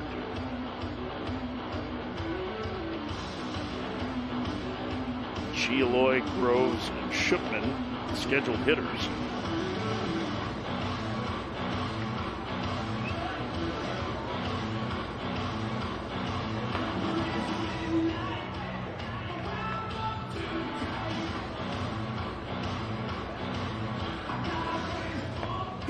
If you're Texas Tech and you want to like fully exercise the demons, Coach Farron. So let me ask the question first. Is that what we'd like to do? Would you like, if you're Tech, would you like to just yes, you are. Full-blown cleansing? Yes. Okay, so what you need in the ninth is no strikeouts. Make your defense, which has been your Achilles heel, make 3 plays. Full-blown cleansing. We're taking strikeouts off the table. I think a full-blown cleansing is a 5 spot at the top. That's right. They don't care about that. I mean, yeah, well, there's only one out. There's plenty of time for that. Runner in scoring position. Yeah, I think it definitely, for the first time today, it feels like a team has momentum. Yes, that's right. And that's been the case. The team, momentum hung in the balance the entire time. Even after the error to Hughes, it didn't feel like Illinois had really claimed the momentum in it. They certainly had the lead, but Texas Tech has put up 3 here. Now they're leading home run hitter coming to the plate in TJ Pompey. Facing the left-hander Hutchings. First pitch. Checks his swing. Takes low. It's 1-0. They have fed him a steady diet of off-speed and breaking balls today. Yep. He may get a heater here. Let's see if TJ Pompey can be on time for the fastball. The 1-0. Oh. Crushed into left field, a base hit. Rivers around third. He will score. 8-5, Texas Tech, 4 in the ninth.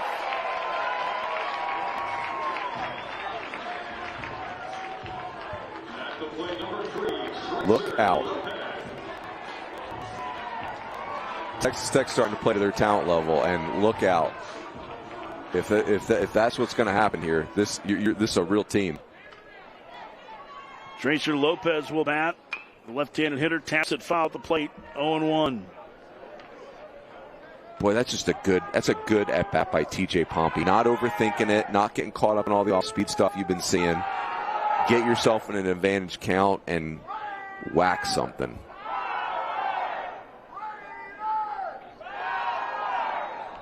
Outside, it's 1-1.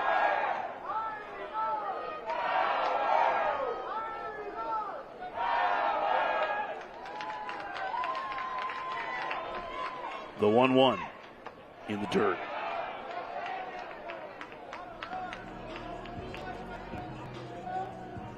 I'll tell you, Katrina, I love Illinois' poise. I love the way they just keep playing. But I do think one of their question marks in the next several weeks is figuring out the last 9 outs of the game. That feels unsettled to me. I think that's something that they are still trying to figure out. The rotation has been very strong. Yes. And today, it really wasn't Schmitz. It was Jake Schwartz who came in and gave him 4 strong innings out of the pen. But again, the offense got the lead in the ninth, or going to the ninth. And a 4 spot from Texas Tech has turned this game on its head. Ball 4, and Lopez walks. And the inning continues for Coleman Ryan. Now you're getting to the part where every hitter is super critical. Ryan hitless in 4 trips today. Hutchings needs a double play ball. Coleman the 8th man to bat in the inning.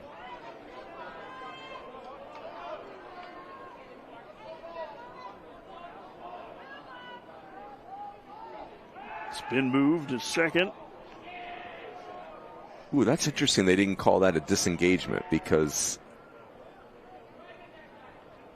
the second baseman was nowhere near the base. Yeah. what you said. I mean, you get really lucky that it's not called a balk, right? I mean, Right. That's throwing to an uncovered base would be a free 90 feet.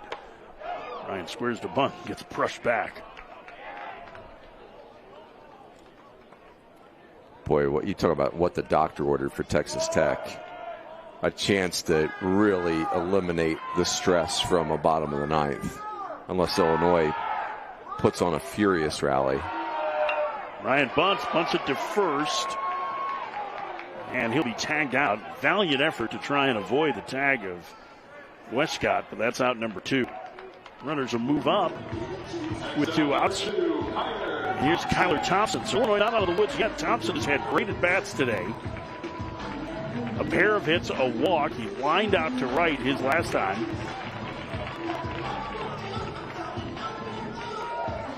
Pompey at third base, too, really runs well, so any type of spiked breaking ball or spiked fastball, that could score the run, too.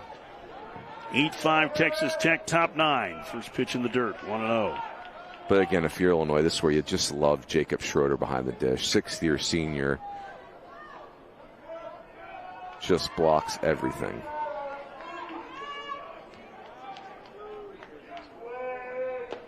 Down low, it's 2-0. The last thing you want to do if you're Hutchings is walk Thompson ahead of Damian Bravo, who homered to tie this game starting the 9th. This is a dangerous pitch against a very good hitter. Inside, it's 3-0. I would be taking here if I'm Thompson. I want Bravo back to the dish if I'm Texas Tech.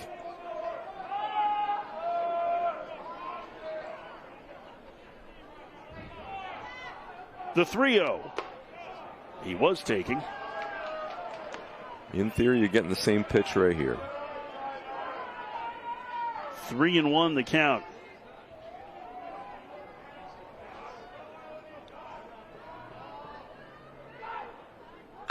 Liner into right field, that's a base hit.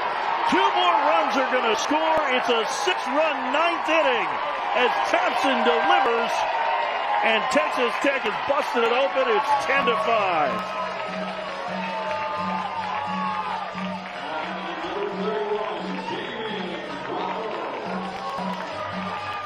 You're buying stock in Robin Villeneuve. I'm buying stock in Kyler Thompson. What a player.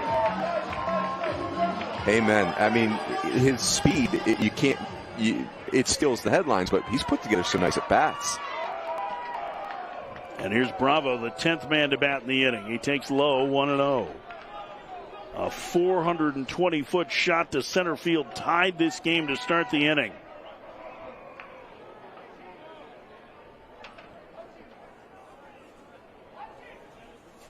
The 1-0 in the dirt, 2-0.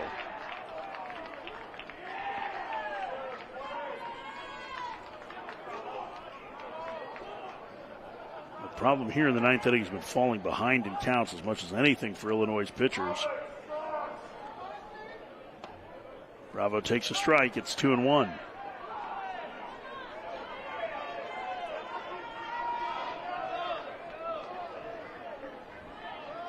Damian Bravo, 3 hits today.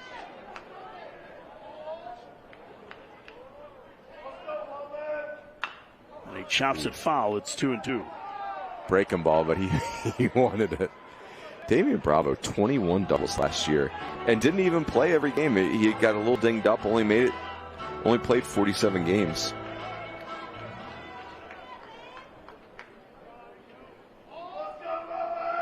Right-handed hitting from Halton City, Texas waits, and he rips it foul. That's a quick bat, Damian Bravo.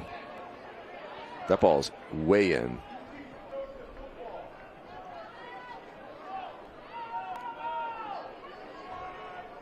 2-2 the count. Hutchings set. Throw over to first, and diving back is Thompson. 10-5 Texas Tech. They've scored 6 runs in the top of the 9th.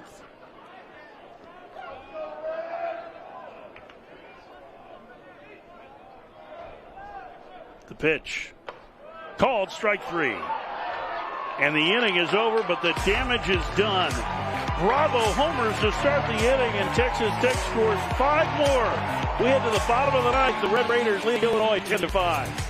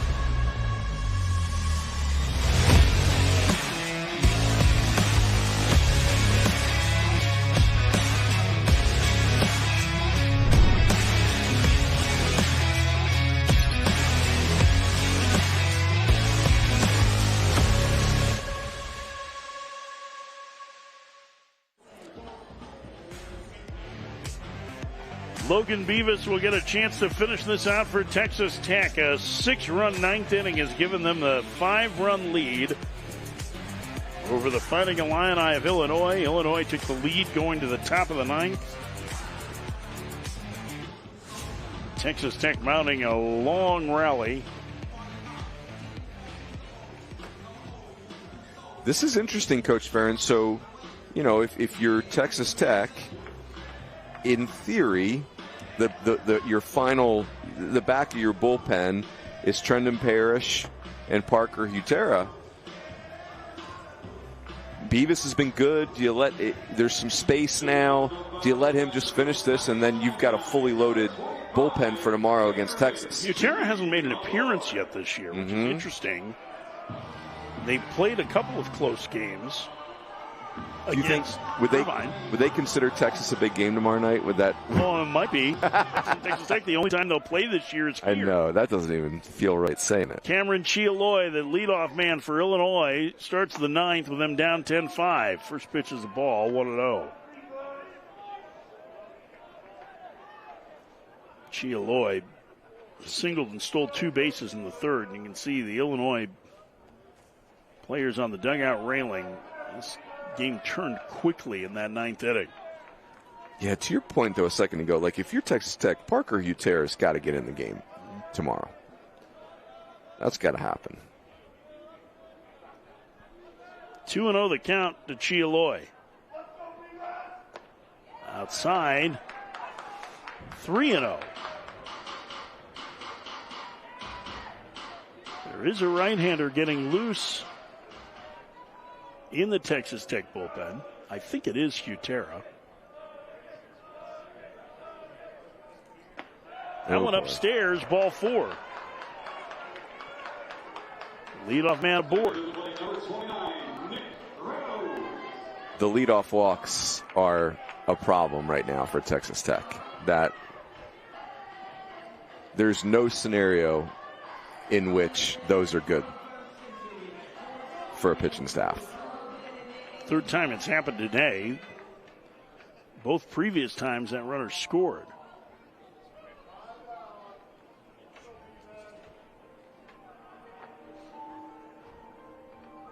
And Davis Rivers going to go out to visit with Beavis here.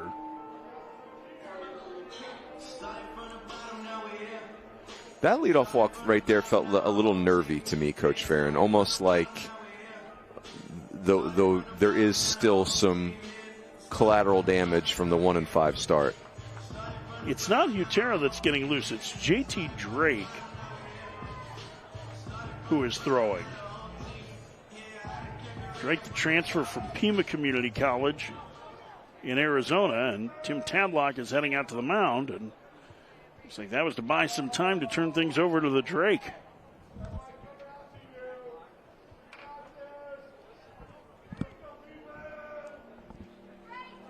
Tadlock with a conversation here with Beavis.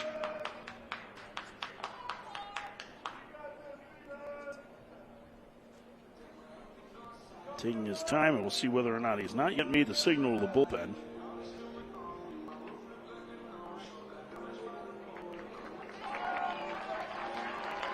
That is going to be it. So Beavis is done. J.T. Drake will be the new pitcher.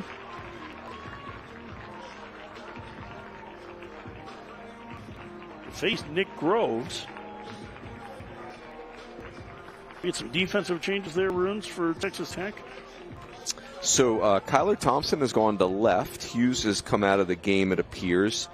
And Kendall Johnson is going to be in center field. Kendall Johnson, who can absolutely fly.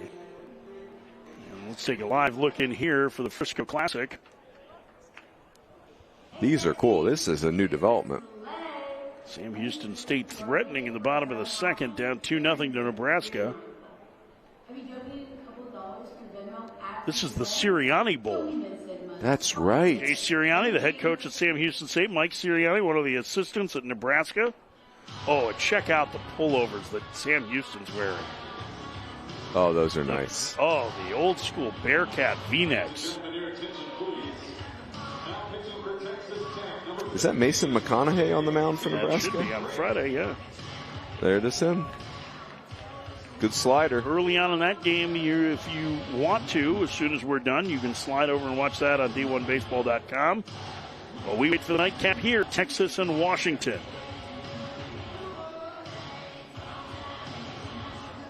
Catch it? He did. Nearly doubled up the runner at second.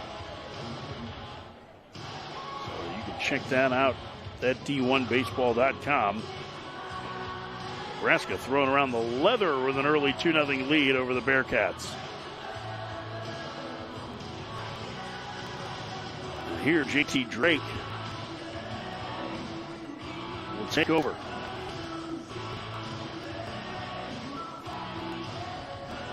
Drake gets the ball.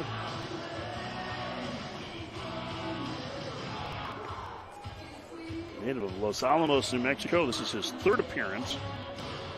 Allowed just an unearned run in 2 1/3 innings.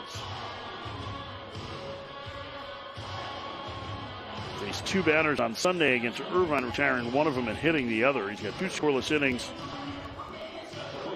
Saturday before at North Carolina. So Pima Community College transfer facing Nick Groves. Texas Tech leading by 5, but Illinois has the leadoff man aboard in the bottom of the 9th. Groves the number 2 hitter, 0 for 3. Takes a strike, it's 0-1.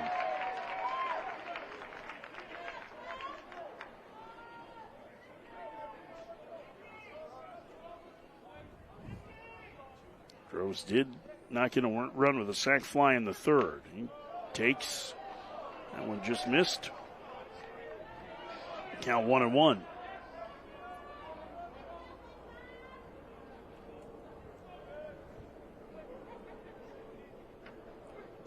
Bounce to first. Grabbed by Villanova. He'll take it to the bag for out number 1 as Chile makes the second. I'll bring up Kyle Shipman. We'll take that out if you're Texas Tech.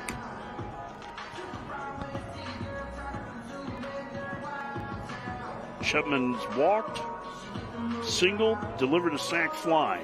Also struck out in his 4 plate appearances.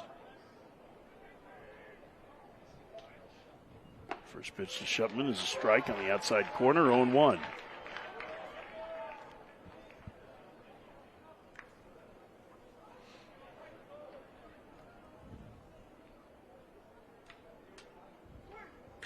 Hit back through the middle, a base hit. Chialoy will be held at 3rd. And runners at the corners now with 1 out for Illinois as they get into the heart of their lineup. So they continue to rally here down 5 in the 9th. Vitas Valencias will hit. Cleanup man is singled, walked, grounded into a fielder's choice and hit into a double play. This is where the Texas Tech offense really did themselves a favor, taking matters into their own hands, because we are, Valencias could make this 10-8 in a blink. Runners get their lead at the corners. Valencias takes a ball, 1-0.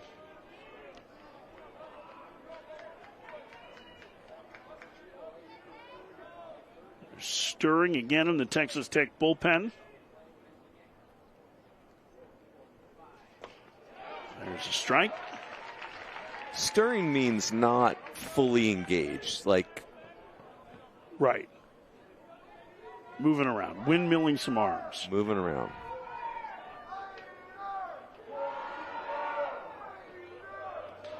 Two and one the count to Valencius. Yeah, Drake a little vulnerable right now. The breaking ball got scorched up the middle and has not been a strike there. And I'm not sure if the fastball can survive unprotected. Swing and a miss. Yes, it can. Well, Valencius was trying to make it 10-8 there. Illinois still needs base runners beyond Valencius. 2-2 the count.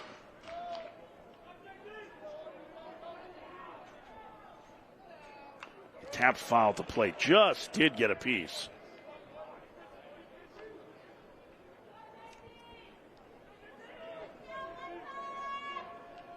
Two and two.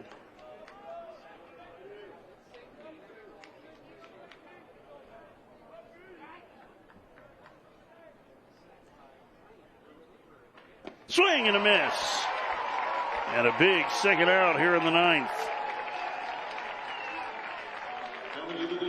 That's a really nice adjustment by JT Drake. The breaking ball was a little vulnerable earlier in the inning and kept at it. That's a good pitch. Last chance for Illinois will be Jack Siebig. Shortstop has singled and walked in 4 plate appearances. Illinois down 5 in the ninth. Texas Tech with a 6 spot in the top of the inning. Runner goes from second. I'll let him take it. Excuse me, goes to second.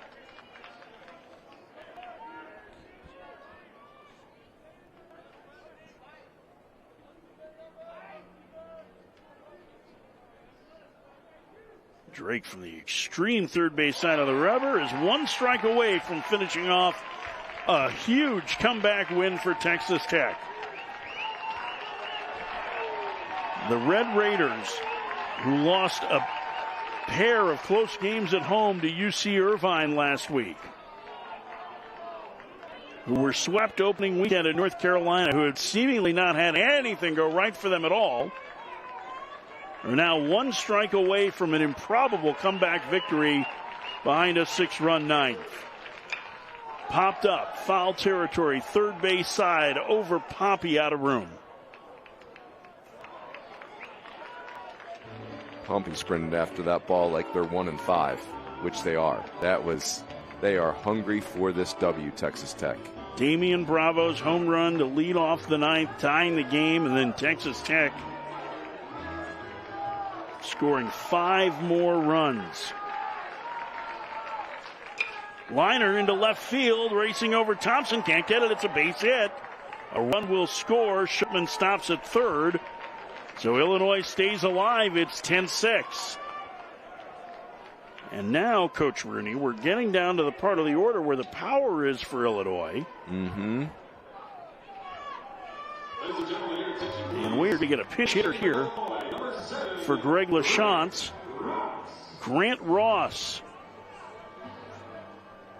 the transfer from Madison College, junior college, Pewaukee, Wisconsin native, a 2-way player for the Illini, is going to pinch hit here. Illinois needs 1 more base runner to get the tying run to the plate.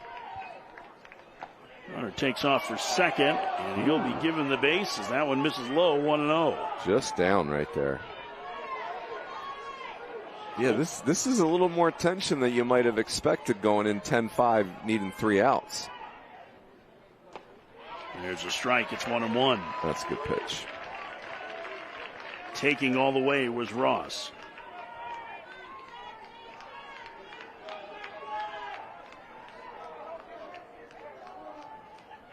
The pitch. There's a strike, and it's 1-2. That's a good fastball right there, JT Drake. And again, Texas Tech 1 out, 1 strike from victory. The pitch in the dirt, 2-2. Colton Quagliano represents the potential tying run in the on-deck circle for Illinois, hoping to get a chance. Game is in J.T. Drake's hands right now for Texas Tech. 2-2 the count to Ross. Fouled away. Ooh, that was an emergency hack. I love a good emergency hack. You got to have that in the bag. I would like it less if I was in the first base dugout, but that is outstanding. Well done.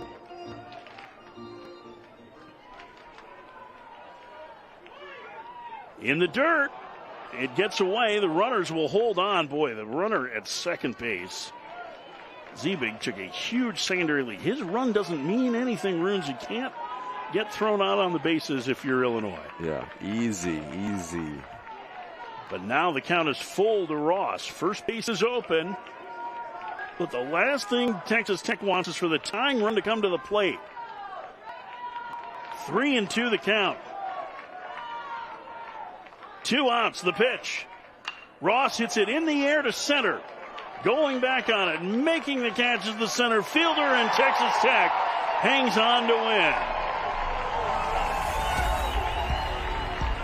Texas Tech with a huge comeback victory as Kendall Johnson puts away the final out, and a big sigh of relief being delivered in that third base dugout. Where did Texas Tech need that win? And again, that's Illinois good. They just beat a regional-ish team, and so for Texas Tech, their schedule has been hellacious to start the year. That's got to feel real good for the Red Raiders. 10-6, Texas Tech beats Illinois behind a 6-run ninth inning. As you see some of the highlights from today in what was an entertaining ball game. We'll be back in about an hour with Game 2 as Washington and Texas will play the second game of the 2025 Las Vegas College Baseball Classic.